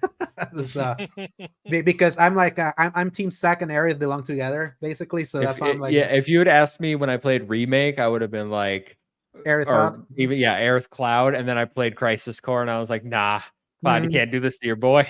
Exactly, yeah. And I feel that's like you've noticed my poster, like the one that I have like in my background. There's also the female version of that poster. Right. Over here is Aerith, over here is Tifa. What does that tell you about like where they kind of push things? And also I feel more than before, like this game really pushes Cloud and Tifa a lot. Like it does. Like makes it more obvious, kind of like where things are leaning, especially if you read that Tales of the Two Paths book that the writer Kazushige Nojima like wrote. That kind of like it also implies what the ship really is in a way, and is the writer kind of like more canonizing that. So that's why I was like, yeah, I'll do Tifa. I always like the old friends coming together, and also knowing that what happens to their love interest. The only canon kiss in the game is between Cloud and Tifa anyway. So exactly, yeah. Yeah. But don't tell that to the Claret chippers that are saying that a hand, like the holding hands, is like more meaningful or things like that. Like there is no canonical kiss, because the canonical kiss is whatever you get, not one or the other. But it's the only kiss that they showed here. It's the only kiss that he had. Because Luke warned us that his students watch. I won't voice the real ship I want to see. Oh. You want to keep it PG. Red 13. PG. Yeah. Red 13 and Cloud. Yeah. That's that I got. I mean, yeah. No. It's fun. I actually have to applaud. There's more players. I have to applaud that they really like plan contingencies for when who can go on that date. It's like there's even like a contingency for everyone that didn't do side quests. It's the funniest thing. Right. Like, that's all the guys. Yeah, it's the Goon Squad. Right. Yeah, the Goon Squad is hilarious. But that's for later. We're still kind of like in this early in chapter 8. Yeah. Your fun gets interrupted with Barrett's old best friend shooting him up. Yeah, dying. And I gotta say, worst boss fight in the game. This was not enjoyable at all. I hated it. Yeah. Well, I hated the gameplay of it, the fighting. Yes, that's what I'm talking about. The actual fight, like the emotional impact, like everything to do with the story, I enjoy. And also kind of like how it mirrors Crisis Core a little bit, like what Dyne does at the end for like for Barret as he's taking the stand against the Shinra soldiers. Oh, gotcha. Yeah. I was like, man, I'm getting very big Price of Freedom steep like moments. It even had all the Shinra soldiers like stand on the cliff like they do for XIII. Yeah. This is like a lot of like old school George Lucas prequel. Oh, it's like poetry; it rhymes. If you're in that line of thinking, but there's like Dyne in the original game. It was like how they did his death was that he just after you beat him, he just basically walks off a cliff and Right. kills himself. Is like that definitely is a darker version of that story that I don't know where some people prefer, but I feel I really love the acting weight of both Barrett and Don like going together, kind of like the emotions that were portrayed here. It was like this was like the actor John. I know his name is John. I know he's like a long last name, but it's like this chapters were a showcase for him, like for like his emotional range for someone that he usually plays a very campy, very like so high energy. And in this part, like especially when you get that flashback when like Dine finally passes and he sees his wife again, is like I'm home. I was like, oh crap, here are the onions. They got me. And then comes the Palmer immediately after, like to do have the big robot boss fight, like because you need the comedic relief. Yeah. The timing of that was a little off. I was like, man, you got me in my feels. Now I have to go fight this clown in his robot. But cool fight. I much prefer that to the Dine fight. It's like, yes, at least I have my team here. It's not just shooting.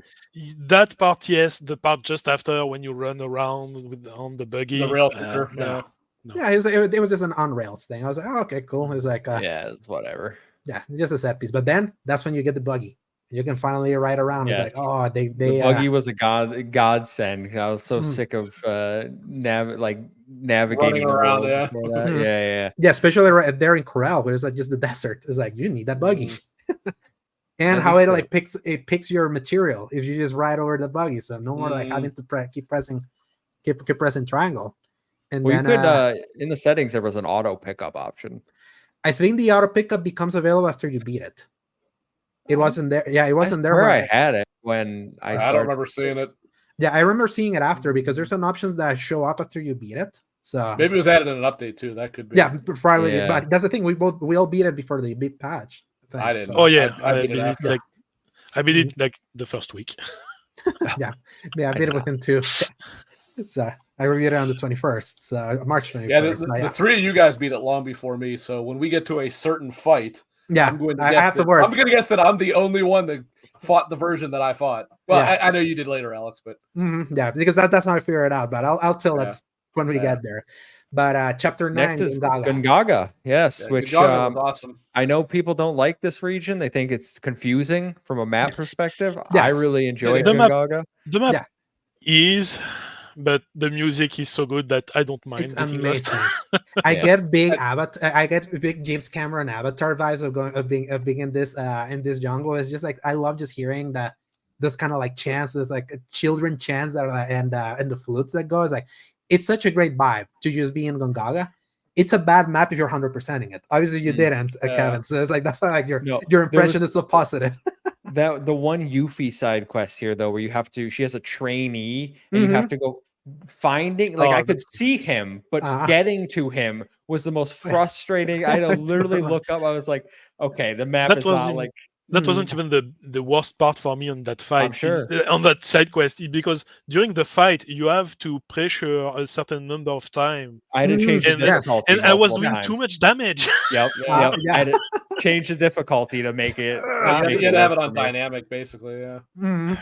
Yeah, I play all of it in dynamic. Basically, I love the challenge. Yeah. I think this chapter is when we start getting like some more story, like Aerith meets Zack's parents in this region, and Cloud kind of is like, oh, when you see probably Cisne, dead, and finally it addresses Cisne, and when you first see her, it plays The Price of Freedom, and I was like, no, my heart melted, and Gongaga was my chapter. So you're like a Crisis Core fan, like they really did Gongaga well, especially because Gongaga was optional in the original one. This is a region that you could like completely skip and go straight to Cosmo Canyon, like in the original. It was like they took the optional chapter and they made probably my favorite chapter of the entire game because there's like so much cool stuff happens in this chapter. A lot of things happen here. I think obviously the biggest one and it's the chicken side quest. No, By the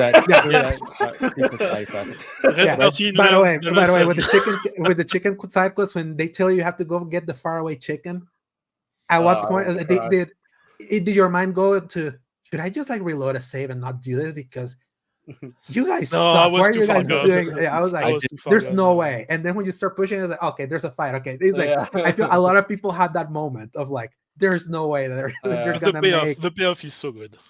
The payoff is what I was referring to. It's probably the most brilliant side quest that it knows it sucks, and that's what makes it brilliant.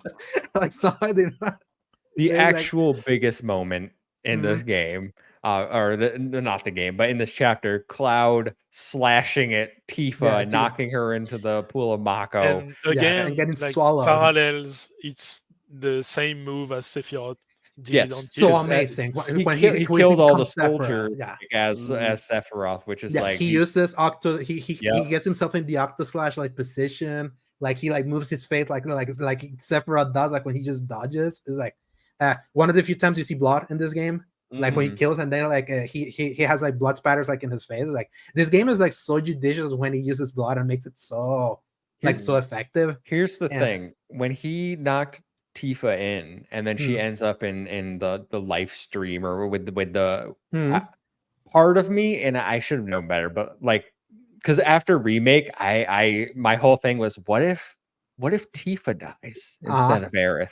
They kind of played up that might be what happened in the trailers, but I'm like, it's definitely not. They legit did it. My brother was like kind of upset until like the chapter concluded, obviously, but like I thought that was very interesting, like because that whole thing is just it added the emotional weight of that chapter because it's like everything again it's like you've been like reeling into a sense of security. It's like everything's kind of going through the same beats as the original. Oh crap, we're in a chapter where that was completely optional. This is like a legit chapter. The whispers are back, and every time the whispers are back, it means that things may or may not are about to change. And then that happens, like it plays on your expectations of like how they have set up the rules of the remake project. That's why everything you feel like you feel your heart beating in this part, like with the double boss fight against Scarlet and the big and like the big monster that show up and the big getting swallowed into the Lifestream and seeing them finally plant the seed why later on Tifa's the one that gets Cloud out of the Lifestream. Like from his coma. It's like a fake version of when he has his reaction in the eventual because when you play the original game again full spoiler, we said that everything is kind of like it's in the boat. It's like there's the big climactic medieval moment in the later third of the original Final Fantasy where like Cloud is in a coma after he gets like full on Mako poisoning, and both him and Tifa go into the Lifestream, and then you play as Tifa as you're trying to break Cloud from like his mental breakdowns while he's in the Lifestream, and everyone was like, how did she know how to do that? She just so happens to know how to talk with Cloud, and at least here they have set up, they basically planted the seed of like she's been here before, because this was her like experience in that, and I thought that was she understands how to assemble things through this Lifestream thing. This entire sequence, I love it. Like love this entire sequence in the Lifestream. It's also throughout this entire game they kind of set up the idea that Cloud has a connection to the Lifestream as well, because whenever you go to sleep, then you start up as Zack. But it's like it's always through the Cloud that's like in a coma in wherever Zack is, and I was like, okay, so like when he goes to sleep, it's kind of like going, which I know some people were like, oh, is this an alternate timeline, multiverse stuff, and we could address it, but I'm very much in the camp of it's the Lifestream. That's in the Lifestream. It's the Lifestream. It's not a camp. That's what it is. The game actually. I hope so. If you go to when you're in chapter 10, if you're in Cosmo Canyon, when you go to the planetary cult, that are like and you hear kind of like the random conversations, they basically kind of give you an idea of like what the Lifestream is. When Sephiroth specifically, he kind of explains this at one point, but we'll get to that. We're not there yet.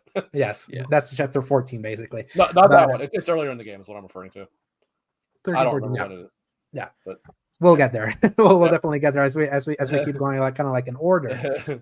But I was gonna talk about Sid. Sid gets introduced. Sid, you meet in a very different way compared to the original game. And way different kind of Sid also. Like not a misogynistic wife beater almost. It feels like that's how it was portrayed in the original one. More like a Texan, I would say, like kind of has that drawl. I don't know, like they added with it, but has a coolness to him that makes him like more endearing here.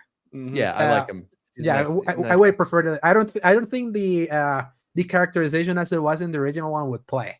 Like especially because today, no, absolutely. He mistreats the assistant. I remember. I don't remember her name. His wife, right? Yeah. Yep. Yeah. Always telling her to serve her teeth to shut up and all that. It's like no, it's a way like way cooler way to introduce it. Although that took away us getting into Rocket Town in this game.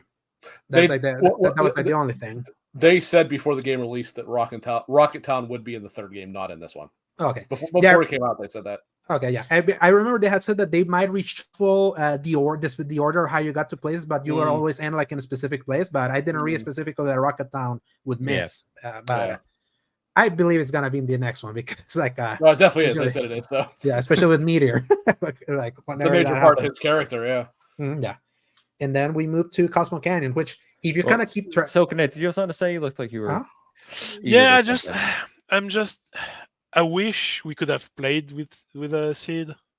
Oh yeah, Sid. I have that same feeling about Vincent, which I was like, we're soon, yeah. Or at least like we had at the end of remake, Red was not playable, but he was there. We could see the moves. Yeah, that's what's so funny. They had said because when they did the big TGS preview blowout last September, and people asked them, is like, are Sid or Vincent gonna be playable? And they said no. It's like Sid and Vincent will be in the game. They're just not gonna be playable. And when people ask specifically for Vincent, they're like, Vincent will be kind of like how Red 13 was. The things that he wasn't, because kind of like what you were mentioning with Red 13. Yeah. He's just kind of like standing there, like arms crossed, talking to you, sometimes being like in story moments, but he's not like part of your party. Kind of like Red 13, like he was automatically fighting with you in chapter 17 and 18 of Remake. So don't know what happened there, but there's a bunch of cool Vincent stuff if you play the side quests. So and if you do Queen's Blood. Yeah, I don't really like how they handled Vincent from like a main story perspective in this one.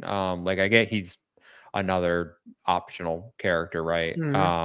But like he really didn't feel like part of the gang. Which they also didn't at the end of Rebirth, he's still really not really. Yeah, exactly. We also didn't mention Kate Sith joined the party. Yes, Kate Sith joins in chapter 8 and 9, and he's there. He's a I don't like there, combat at all. Worst combat in the game for me. Yes, and you have to really nail his dice rolls. That's kind of like the big thing that makes Kate Sith. If you don't like nail that, it's like especially when you have to play as him a couple chapters further. I hate it. Oh, we'll talk about it. We're getting of throwing boxes ever. Yes, yes. Yeah, it's like I hit a level of despair in that chapter, but we'll get there. Cosmo Canyon. Yeah, chapter 10. And if you keep track, chapter 7 and 8, Barrett centric. Chapter 9, Tifa. Chapter 10, Red 13. Red. So again, we keep keeping kind of like that character spotlight that they keep doing. So I want to get one thing out of the way on chapter 10. I didn't like the voice change. You didn't? I did. I didn't. So hey guys. I looked something up because I thought it was kind of weird.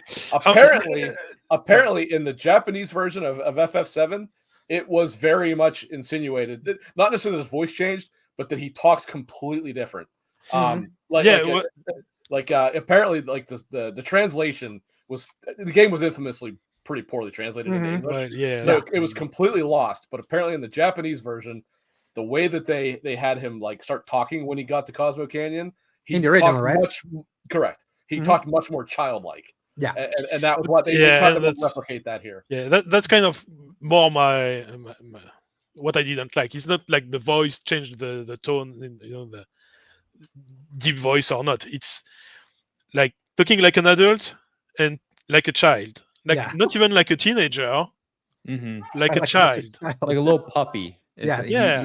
He obviously is a very smart character. Yeah, because he knows a lot of things. He can interact like an adult. Exactly, but so why does he only say intelligent things when he has his gruffy voice, and then when he's edgy boy, when he's basically an edgelord, and then like when he real voice, he's like, rub my belly. Oh my god! I would say it is so funny when he's like, guys, I'm back, and then like Barrett is like, what was that? And he also tries to mimic it. It's so funny.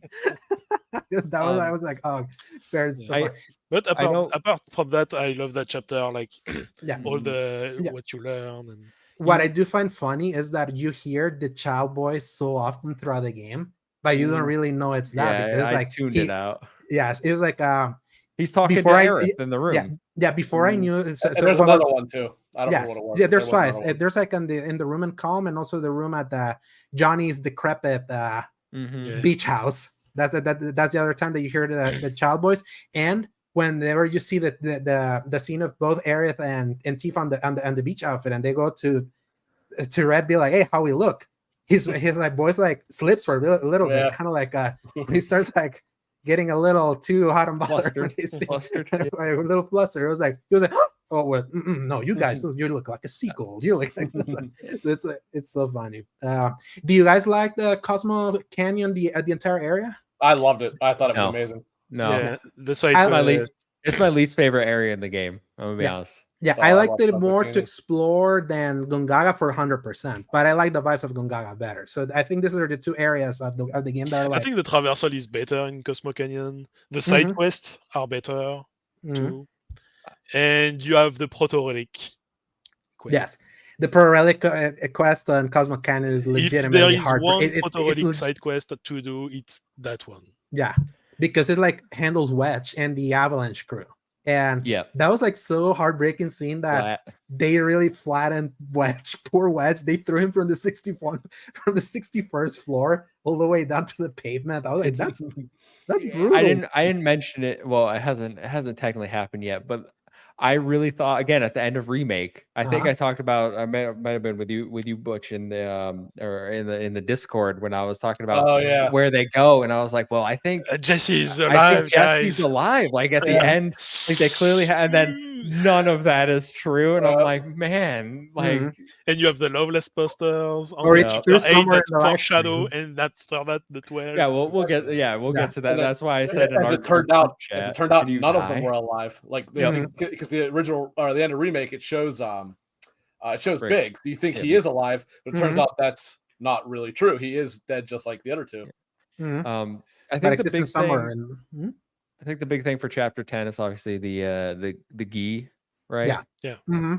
That was cool, actually. I like that. Yeah. They completely redid everything with them, made them a very central part. They and- completely maybe- they recontextualized Black Materia now Yeah. because It was weird that it even existed originally. That actually Mhm, gave yeah. a reason for its existence. So I was like, Yeah. that's a good change. That was a Dio really smart mentions change. the Black Materia randomly, like in conversation in Final Fantasy VII. It's not something like that was part of like the Ghee's own like dreadful existence of why they're still kind of like Mhm. remaining as ghostly figures, because like the Black Materia was supposed to come to them, and them adding that extra quirk to Red 13's father, which I love. I know you hate having to do Barret and Red 13 kind of like as a team. I kind of get it. I eventually got good with Barret, that it wasn't annoying, but I really liked the trial, like that dungeon fighting kind of like that big. This chapter dragged for me because did of it, that. right? And I was like, Yeah, I could so- imagine. Yeah, but the payoff at the end, like seeing like the frozen statue of his dad, they Seto. recreated it so perfectly from the Yeah, they original did. because the original, Yeah. that's one of the more emotionally powerful moments that is like like just with the visual alone. And it was like I remember feeling awestruck seeing that. And then immediately you're follow up with the Ghee stuff of like going to this underworld. You feel like you're in a Diablo world right now, like how everything's kind of like with skeletons and dark and like weird symbolism. It's like, dang, this is like hardcore. And But maybe I missed something or misunderstood during the game. But so they promise the Ghee that they will find the Black Materia and get it back to them, Mhm. but they never have any intention to do it. so Right. they No, So- they're yeah, they never don't have gonna bring it intent. back Yeah, up. they They basically lied just to them. lied Yeah. through their teeth just to get Mhm. to it. Right. Yeah, Right. basically. Okay, Yeah. yeah, okay. Yeah. They wanted to keep it away from Sephiroth. Mhm, Mhm. Yeah, and they also don't trust giving it back. And I remember there was like a specific side quest also in Cosmo Canyon in regards to that, where it's also a Red 13 specific side quest where then he also has that conversation with other Ghee, and then you have that conversation of Yeah, with they Red kind 13 of escaped, about like, are you gonna hold into the promise and all that, and then that's when you yeah, get and into he like, said yes, and like, well, yeah, I'm gonna follow the same thing my father did. Basically, it's like there was a reason why he didn't give it. So I'm Seto's son, so I'm gonna like uphold that. And isn't it Barrett that says like this is clearly something much too powerful to give to the Ghee or Mhm. something? I think it's Barrett Yeah. that might say that. Mhm. So yeah, no, the Yeah. party's in full agreement. They've got to get it, but they got to keep it away from the wrong Mhm. people. yeah, okay. and again give something more texture and motivation than there was in the original.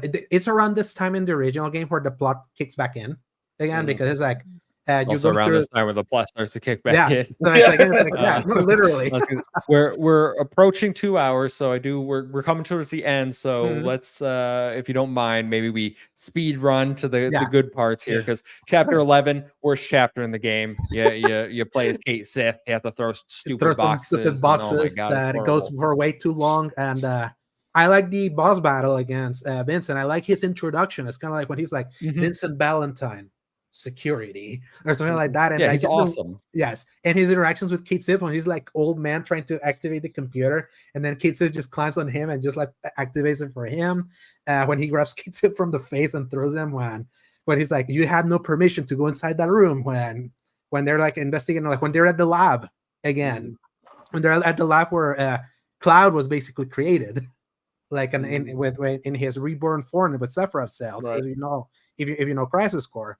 So it's like you get to see all of that, and then all paths point to the basically the Temple of the Ancients. But before that, you go back to the Golden Saucer for your second date, basically. For your date and a bunch of filler fights. Yes, yeah. And where you fight the Turks again, and where you get this game's Rufus Shinra battle. I hate fighting him. He's so annoying. Yeah, that fight was cheap. That fight was straight up. They cheap. made him harder than they did than it was in remake. They like the window to get him and parry is like so much hard. If I didn't have Odin as my summon to Sensitsuken him, and like in halfway through, I don't know if I would have made it with that in the difficulty that I was playing. So let's talk about the big thing in this chapter: the date. Yeah. Who'd everybody get? Tifa. I got the kiss.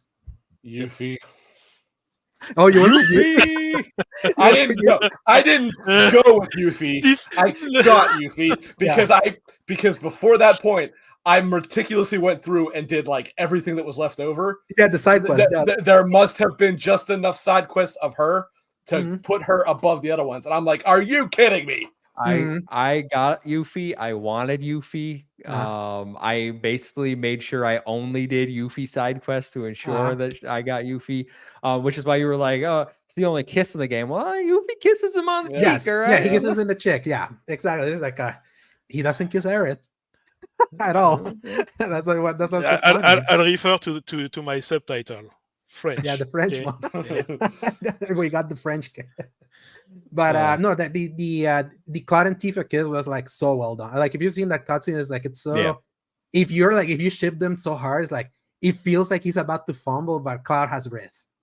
Like Cloud has more wrist than you expect. Like because Tifa like even tells it, it's like we've definitely gotten closer, and I don't know how to read this. Like, am I getting too ahead of myself again? And then like he literally like tells her like not one bit, and then like pulls her in and then kisses her. So, but I've seen the Yuffie date. The Yuffie date is hilarious. Yeah, because she's talking about meeting she's Zack. So awkward. Yeah, I like the soldier one. I showed him my best moves, and I was like, "Oh man, I love this." As a Crisis Core fan, especially the wood tie section of Crisis Core when you meet her as like a kid, when she's just like punch him. So it was cute.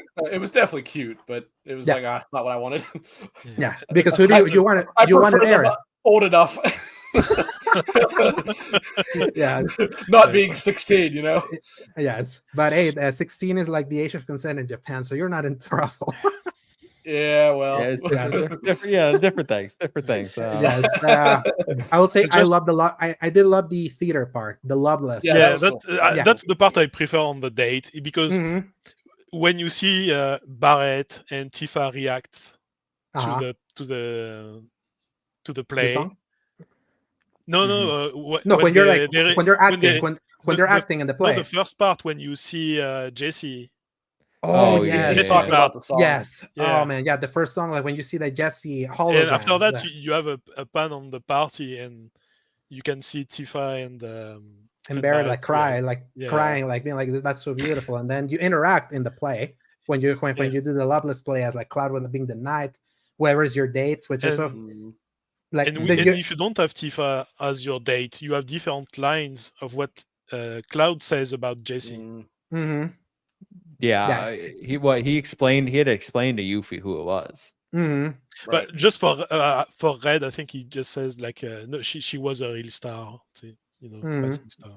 Yeah, it's like this is a very dynamic scene based on like what your choices like whatever your choices are. It's like there's like so many different permutations for this, and I really love this art. I love the song "No Promises to Keep" from that Barrett sings. Beautiful song. It's like this is if you've heard of many Final Fantasies before, it's like there's always reference to Final Fantasy VI's opera scene. I wish my only thing is I wish they didn't show it, play right? this at the Game Awards. Yes. I thought it was awesome at the Game Awards, but like I would have been more awesome if it was the first time I heard it. Yeah, 100%. But it's a good thing that the words said in that song and how things play out in the end really do resonate, especially when then that plays out over the credits. But chapter 13. Too long. Too long, yes. It's like 4 hours long. It's ridiculous. But it did have 3 very, very, very good boss fights. I love that fight against the dragon. That was one of my favorite boss fights ever. Yes. Temple of the Ancients was a Zelda dungeon, and I loved almost all of it. I love like the song, the design, some of the ways that you like move through this temple and the fights that happen within it. And I like the boss fight. I didn't like the little fights. I would have liked this if it was shorter. I would have liked it if it was shorter. It should have been a bit shorter, but I did like when you're walking through it and you see the holograms where they're showing the things. Like most of it was kind of useless, but when it shows the point of when they had to fight Jenova and they simply couldn't beat her, that was cool. And what's funny is that if you pay attention to the murals here, is like there's a connection to the Queen's Blood game within the Temple of the Ancients that people unearthed. That was like actually really cool. That paints what the whole lore of the Shadow Queen that's in the Queen's Blood game actually is. Which again, everything kind of like synergizes together in ways that you don't expect. The only thing that I didn't like about the Temple of the Ancients was the section where you're like bouncing back and forth between characters. Yeah. You're playing as Cloud, Tifa, and Barrett here. Now let's see what Aerith and Yuffie and Brett are doing. And then again, That was really too long. Yeah, that was the only part. But then when you get to like the clock area, that was kind of like the basically which is the individual challenges for the characters. I really like that part. I wouldn't have mind 4-hour dungeons where you have like half an hour of each character. Like individually, like going a bit further in their like trauma and stuff like that. But all the fighting before it's funny. There's the dragon. The dragon is the peak, and Tifa rocks again. Yeah. I liked everyone's like individual like little scenes that they all got. And it's funny because when I did my spoiler cast, we had someone that's never played the OG and didn't like remake, but he works for IGN, so like he had to play this game for them. And I was like, it's his name's Sam Heaney. He's our No Limits PlayStation podcast host, but he is a guides writer over at IGN. And I asked him, I was like, so did you have any idea what was going on with Yuffie? And he's like, no, not a clue. And I was like asking him all these questions. He's like, I was like, it's so funny that like if you just jump, like they marketed this game as you can start here, and I'm like, you cannot start absolute here. BS. It's like the word, probably one of the worst lies I've ever heard from like a way to sell this game, because like you would be completely lost. Like there's so many things where you're just like, I don't know what this is. Yeah, this is a game that really relies on not only your knowledge of the original, but like also the compilation. That's what I was about to say. Is I fought against the idea when remake came out so much.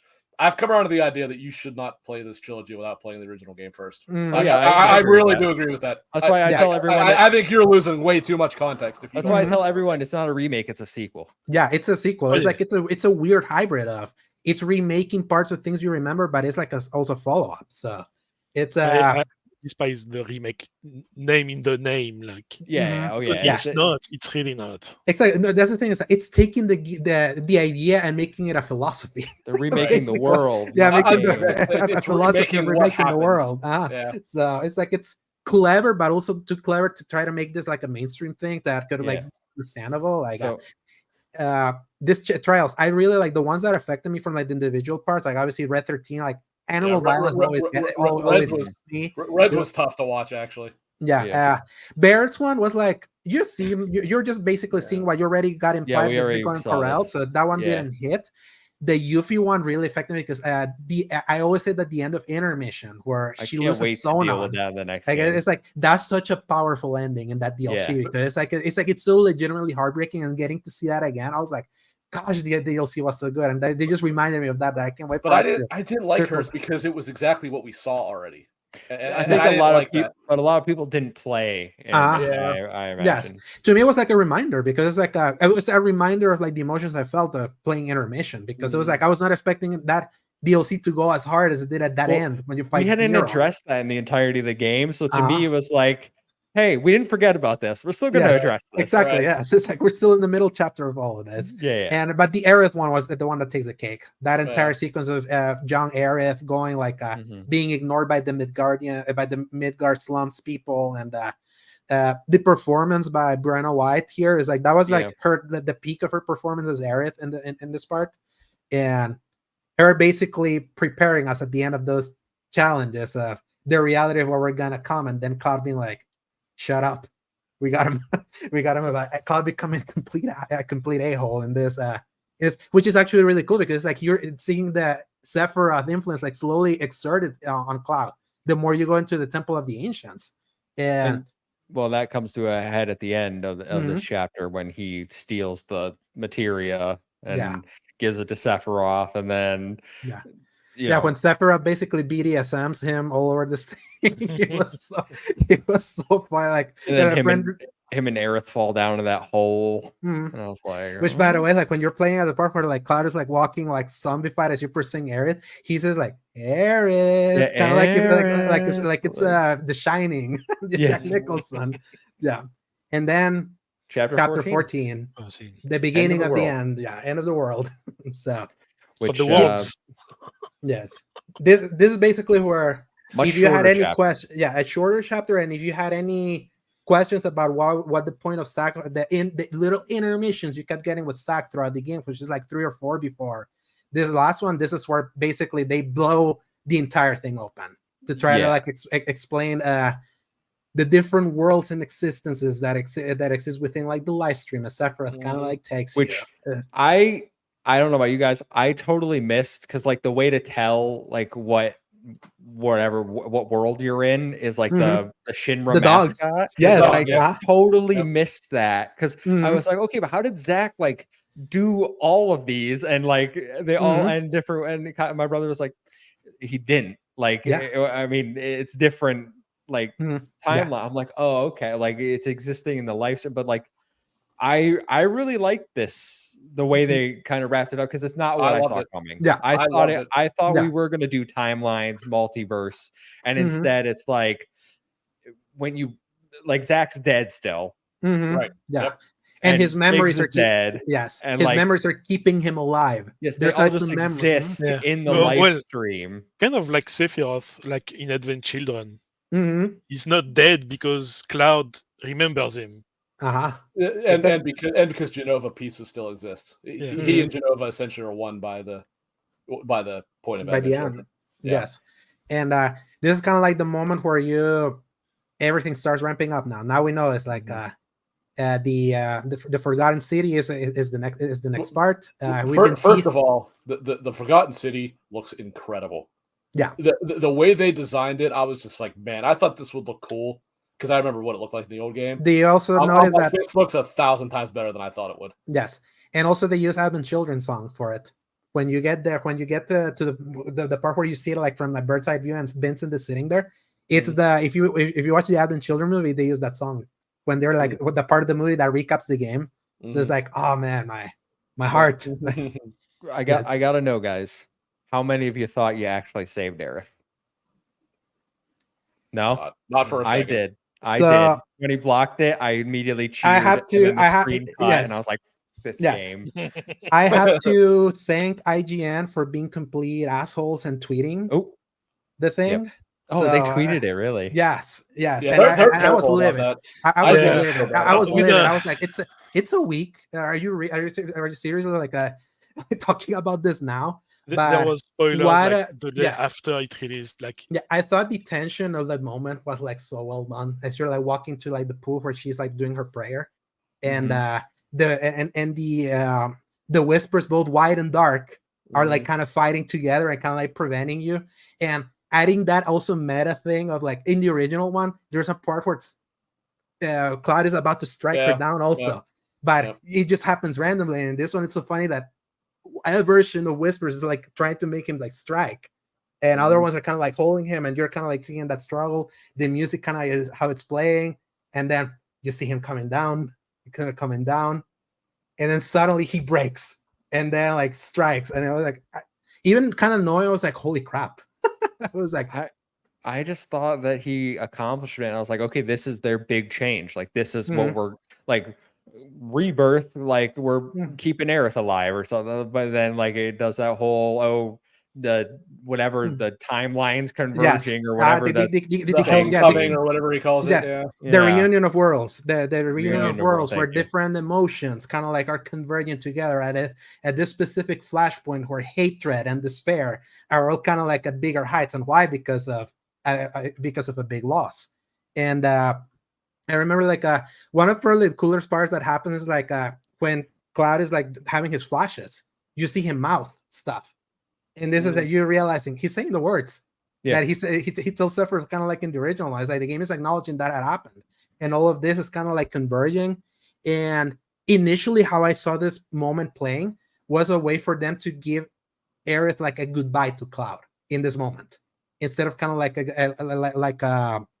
instead of kind of like a sudden loss. That's kind of how I saw it as it was developing before I knew how the things that were coming in this 100 boss fight rush that were about to, that was coming. But because I remember when that was happening, when the party runs in, and then they see her body like like you see flashes of like, oh, this is what Cloud is doing, but this is what they're seeing. It's like they see the bloodied hand, the bloodied floor, and then like Cloud putting her down, and then ready to fight Sephiroth. I was like, they gave him the goodbye. It's time to fight, and I had like swelling emotion at this point, especially with the music playing, the transition from Jenova to Aerith's theme in that first fight. Who had to pause for a little bit? See, in terms of the way that he killed her, the way that I saw it was the whole him blocking it. I saw that as Sephiroth faking him out, basically. Like Sephiroth was messing with his mind and making him think that he prevented it, but in reality he didn't. And that basically made it that then he was even more bothered when he discovered like, oh, she actually was killed, and I just thought that I saved her. You know what I mean? Like I thought it was a way of Sephiroth using whatever power he has over it. Yeah. And then like you said about him using despair and all that crap to whatever. Like it made his emotions stronger, and thus it made Sephiroth's killing of her even more potent to Cloud. That's how I actually saw that. Yes, but then it's like knowing that the way Cloud also deals with trauma, like how he has completely blocked off from his mind what happened with Zack back in Crisis Core, and then very interesting detail right when this fight starts, where the entire team's riled up, like where it's like they have their limit breaks ready, they're like complete anger. Do you even see shots of them like being angry? They even show a shot of Kate Sith angry, which is so funny. I'm like, can he like even show like anger when Sephiroth is like mentioning that? But it's like they had their limit breaks, but Cloud, because like now to really see like how everything's played out in his mind, he saved her. So like in his mind, like he pretends that he saved her. That's why he's chill when like the battle against Jenova, against this version of Jenova starts. And if you also notice in the name of some of the moves that Jenova does, she does like a move call about despair of something, and that's when he sends the team away. So, but Cloud is the only one that is not affected by that, because like they're not despairing. So it's like it's interesting seeing like it's interesting seeing like how they're like seeding reasonable doubt in a character that we know it's an unreliable narrator. Yeah, I think I think we don't see the Aerith like funeral essentially, right? Right. We saw it after. Yeah, we saw it after. Feeds into Cloud's whole like he still sees her, and everyone else is acting depressed, and he like it kind of makes you question like, does he think she's still around? Like, is he in full blown denial? And if we're going back to the boss fight, I think the boss fight's awesome, just like I thought the remake final boss fight was awesome. My favorite the part best fight in the game, I think. My Yeah, favorite so, part, Lifebringer, whatever it's called. obviously, is when Zack gets out of the I live was stream with scre- oh my I god, him screamed and this Cloud moment. back to Yes. back. I would have thought, based on how things they were kind of like doling us Zack, I was like, I guess there's not gonna be a reunion of Zack until probably the third game, and they did it here. In that moment when they're like together at the end of creation or whatever that place is, and they fight Sephiroth together, and just seeing them like back to back and like their synergy moves. Oh man, I love their synergy when they're like and touch Aerith, each other, and then like Aerith comes in and during in one the end of the game. parts, she comes to like The end game Lifestream portal. Aerith or whatever whatever you're calling it, Lifestream Aerith, and she's like not the Aerith that just died. She's like the one that was in the Lifestream with the white Right. materia. That's like you know the whole. Us learning that those white whispers had been her, which is basically like we get to like assume that the Aerith that helps us in that final battle has been the Aerith that has existed in the live stream since the original one. Since just I assumed it was the Aerith that died in the original one. Like helping, Sephiroth is the like if that's what we're going on, Sephiroth and her are the original ones, and she's helping like the Aerith that still exists. So like that's why Aerith knew like when her white materia was full, like she knew things, and the whispers have slowly been stealing it from her. Yeah, I really love that part, especially when like Sephiroth is like, man, I must admit I underestimated you. I was like, there was so much finality like in that battle that I'm like, why are they doing this here now? It's like this would have been like an amazing end to like a third game, like this. But even the design of Sephiroth is his final form in the OG. Yeah, like it is. Yeah, so not quite the final form, is that the form before that, because there's Bizarro. like Bizarro Sephiroth, yeah. Bizarro Sephiroth is like a section in the final battle of the original where you separate into two teams and you both fight that like double form, and then he becomes the god one that is like in the white room where you fight him in the Safer. Safer. Yes. But they went far like on these transformation, like for a middle game. The scene that's still stuck in my head though is like after you win, just Zack chilling in the church, being like, "We got him." Yeah, if there was a way to do it once, there's a way to do it. I'm like, this is what I want to hear, Zack. I want to know next game you're gonna try to get back to the gang. I want to I want things to be completely busted open. I want to see like. If Aerith and if Lifestream Aerith and Lifestream Zack can have a happy end, like that's all I need for the third game. Like they have it in Advent Children. I'm going to guess what they're setting up here. It would be the end of the original game when Holy fails to prevent Meteor from hitting the planet and the Lifestream does. That's what I think they're setting up here. This is gonna be this is showing elaborating upon the way that the Lifestream is able to combat it. I'm guessing that's what they're building up towards, and you're going to see a whole bunch of crap in the third one where it does this to prevent Meteor from destroying the planet. That's how I think they're setting this up. You think makes sense. Like the Lifestream Aerith we see at the end is like the little Aerith voice we hear at the end of the OG? Well, don't forget when Oli pops in and in the original one, again, after you finally beat Sephiroth as the final fight, it shows Holy trying to stop Meteor and it can't do it, and then it flashes to a quick silhouette of her praying, before she was killed, and then the Lifestream comes, so it does hint that she had something to do with the Lifestream being summoned here. That's what I think they're trying to really elaborate on. Okay, we didn't explain this super well before. Let's really go into detail how the Lifestream works and how it's almost a living thing that helps protect the planet and stuff like that. Yeah, it basically I think they're doing. Yeah, especially when you notice how much they just keep planting seeds. Like it just feels like there's a lot of seed planting, like that happened in Rebirth, like going all the way back to the Tifa being in the Lifestream already. That basically plants a seed to her helping Cloud for whenever he completely loses his mind whenever they get to the northern crater in the next part. I would understand them emphasizing the power of Aerith within the Lifestream for whenever she saves the planet, whenever whatever happens in the third game, especially if Meteor also becomes the big thing as it comes. Now, do you all hear the theories that the Aerith that Cloud is talking to in the final cutscene before the plane is Jenova? Have you all heard that? No. I don't even believe that at all. Yeah. I don't think that. Yeah, I completely disagree. I totally disagree with that. I like more the idea of a Cloud is just so screwed up in his mind that he's having this conversations with what he thinks is the spirit of Aerith, even though we know Aerith is kind of around in the Lifestream, because Red Oh, 13 feels her. Red 13 feels her like in that Yes. in that moment. So I didn't get the feeling that Cloud was like making Aerith up. My interpretation was because of Cloud's experience, like, but when him and Aerith are walking around the life stream, like he's now like he has some sort of connection that allows him to that gets see to see Aerith her. on the Yeah. live stream. I'm And I guessing know Red does. So I'm guessing it. Well, obviously, Red. It's because of his planetology thing. That's my guess. List with Cloud, I'm thinking it has a lot to do with his 5 years of being stuck in a Mako chamber, Mako tank. It probably gives him more like connection to the life stream. It's it's why like Sephiroth and all those would have had more connection because they have Mako in their veins and stuff like that. Because of the Jenova thing. So. Then what I was going to say is we had mentioned earlier about the various Sephiroths.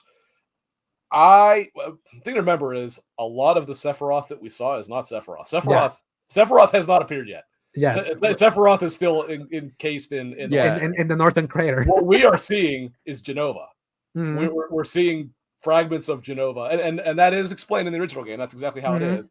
Every time you see Sephiroth, up until Cloud actually gives him the Black Materia, it's never actually Sephiroth. It's Jenova, but Sephiroth has like overpowered Jenova to the point that he kind of controls. But her. also what's interesting is also what's interesting is like which Sephiroth do we see here? Do we see the one that's also remake Sephiroth that we think it's the one that came from Advent Children because of the color of his wing, or if it's just the manifestations of Jenova? Is it kind of like playing around? Both of them. It's like it's an interesting one to analyze. Yeah, there's two Sephiroths going. Yeah. So that could be for sure.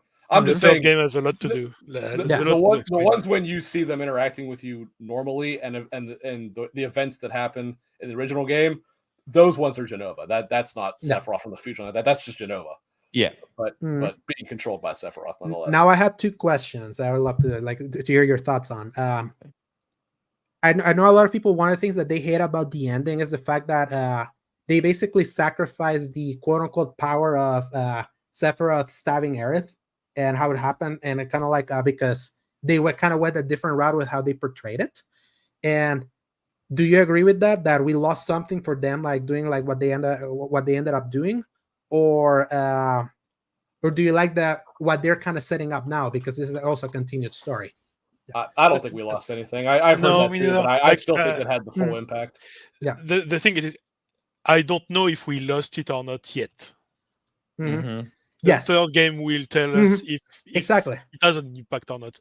Yeah, it's got too short. We don't have any. Yeah, we've been given glimpses of the scene basically. That I feel like whenever we get to Medial in the third game, which is when the mental breakdown of whenever Cloud gets his mental breakdown, and then I feel that's when everything's gonna be blown open and the reality is gonna show. We're gonna see the full scene in that context as like a realization of when you're in denial and having to come to acceptance. That can be really powerful.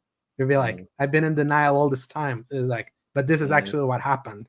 And for now we don't know. Yeah. So what was I had? If just to kind of give it Rick just a bone because you mentioned it, is like, how hard was the Sephiroth fight, like the final one in the Kingdom Hearts 2 White Room at the end?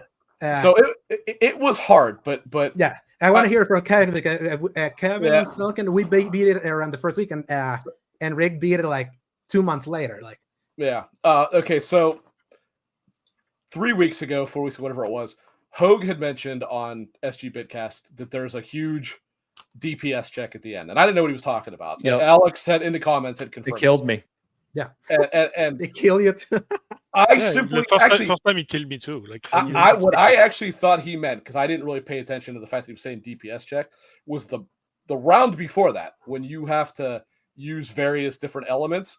That was awful. That was so badly designed because if you don't have your party set up, you can't do anything. Yeah, it's wrong. Did you know that section you can have different party members. Like it depends on your relationship. Like Yes, there, No, there's it different. changes. Yeah, it changes the order. So because my brother was like, oh, I had Yuffie and I would just throw stuff. I'm like, Yeah, I if didn't, you have Yuffie, I you're didn't have fine. You can do Yuffie in everything that you do. section. I had Tifa who I- didn't have. yeah, I didn't yeah. have any Yeah. Ooh, you got materia on screwed. her. I had Yeah, Barrett. I had that with Kit. This like the The section Kit just before the first one. Against You have Bahamut. to play with Before a the Bahamut. and we just got back Kit Sith. Sorry. Thankfully, And I I had didn't Tifa. re-equip anything on him. Thankfully, I had Tifa, who, for whatever reason, I don't even remember why, I had put every element material Same. on her. So I had Barret. I completely lucked out and was able to do it. Basically, I just used, I think I had Red and Barrett was the other two. I just used those them two to don't just, change as far to as just I know. pump potions on her and pump ether so that she could attack it. That was such a terribly designed phase. Then we get to the last one, which at first I'm like, oh, this is what I'm talking about. This is awesome. And I was like, I totally love the fact that he's hard because he really should be way overpowered. I was like, I like how you really got to be strategic and how you handle the fact that he can just skewer the hell out of Aerith. You know, I had so many screenshots of her doing the Advent Children stab to Aerith. Yeah. then you get to, I was like, okay, I'm doing really good. You know, you get to what, 10% of his health left or whatever, and he uses The end is 9. The end is 9. Well, yeah, right.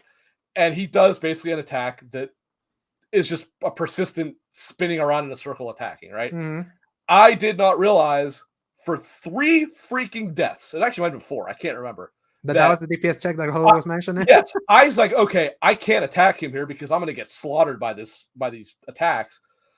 And then it ends, and he uses, what is it? They call it Octa/Prime, I think. Octa/Prime. It's an instant kill. And I was like, oh man, I must be lower in health than I realized. So I grinded through it again, got there. This time, so I had Phoenix on Aerith, and I'd been using it to continually cast re-raise on them. And now Aerith had died during that phase. I was like, all right, I'm good. Cloud's fine. No, it doesn't let you use re-raise. It's an automatic kill. And I'm like, what on earth is going on? I couldn't figure out what was going on. I was like, why can't I survive this? How are you supposed to survive this? I have full health. And so I looked it up and I'm like, oh, it's because you have to. I was like, this is the DPS check he was referring to. Yeah. So you have to pressure him. him. Yeah, you have to pressure him. Yes, I did not realize that. I stockpiled a limit break, which I fortunately had the second one, so I was able to use Ascension for him. Ascension, yeah. Ascension is the one you need. And out of pure luck, it was not my plan, but I actually lucked out and had their synergy attack ready. So as soon as it started, I just immediately spammed the synergy attack. Then I spammed or not spam, but I immediately used the limit break. And that alone, plus like one more attack, was enough to pressure him. I'm like, oh, thank God.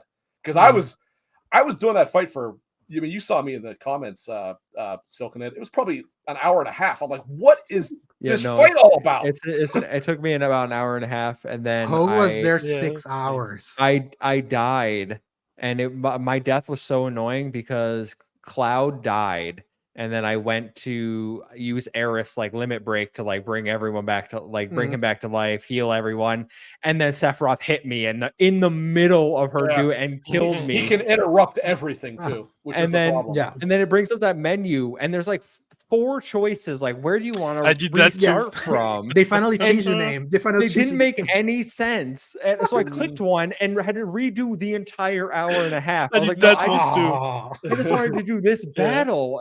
Like the way that the wording made it sound like, oh, bad wording. Bad wording that they finally changed. They finally changed the wording.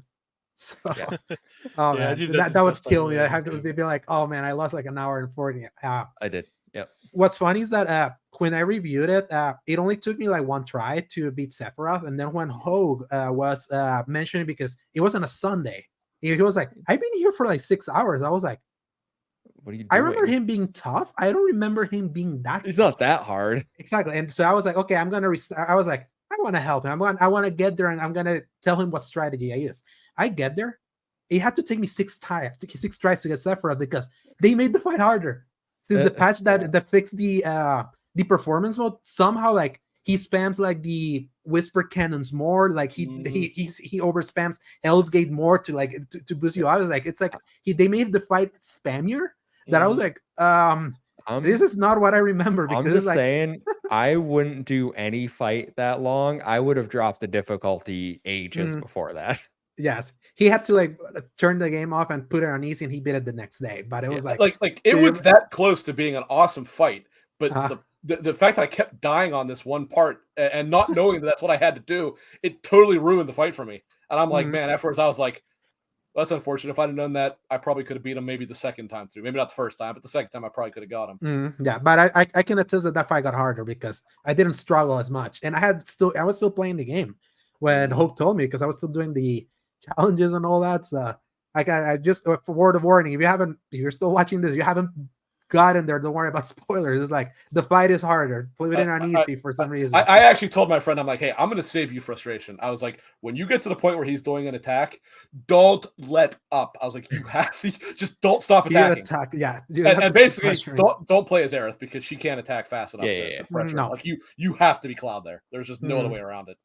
Yeah, you can use everything the rest of the fight, but not there. Right. All right, guys. Is there any last comments you want to make before we wrap this up? Almost 2.5 hours for our spoiler cast here. I'm sure we could talk so many more theories and stuff, but is there anything you're dying to say as we close out these final few minutes? In 4 years, we need to reconvene. Yes, we do. I'll totally be down for that, because I think I would also review the next part, like God willing, depending on where things are. I can't wait for it.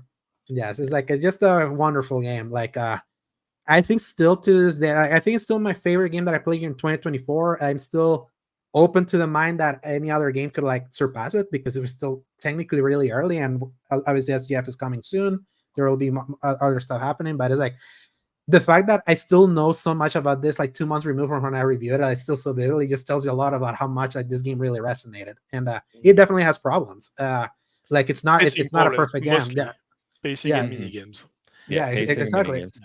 Yeah, pacing and mini-games are like the biggest. I know I said it in our group chat, but Infinite Wealth really makes me like this game less, because I don't think that has the pacing issues. I don't think it has the Infinite Wealth handles minigames better.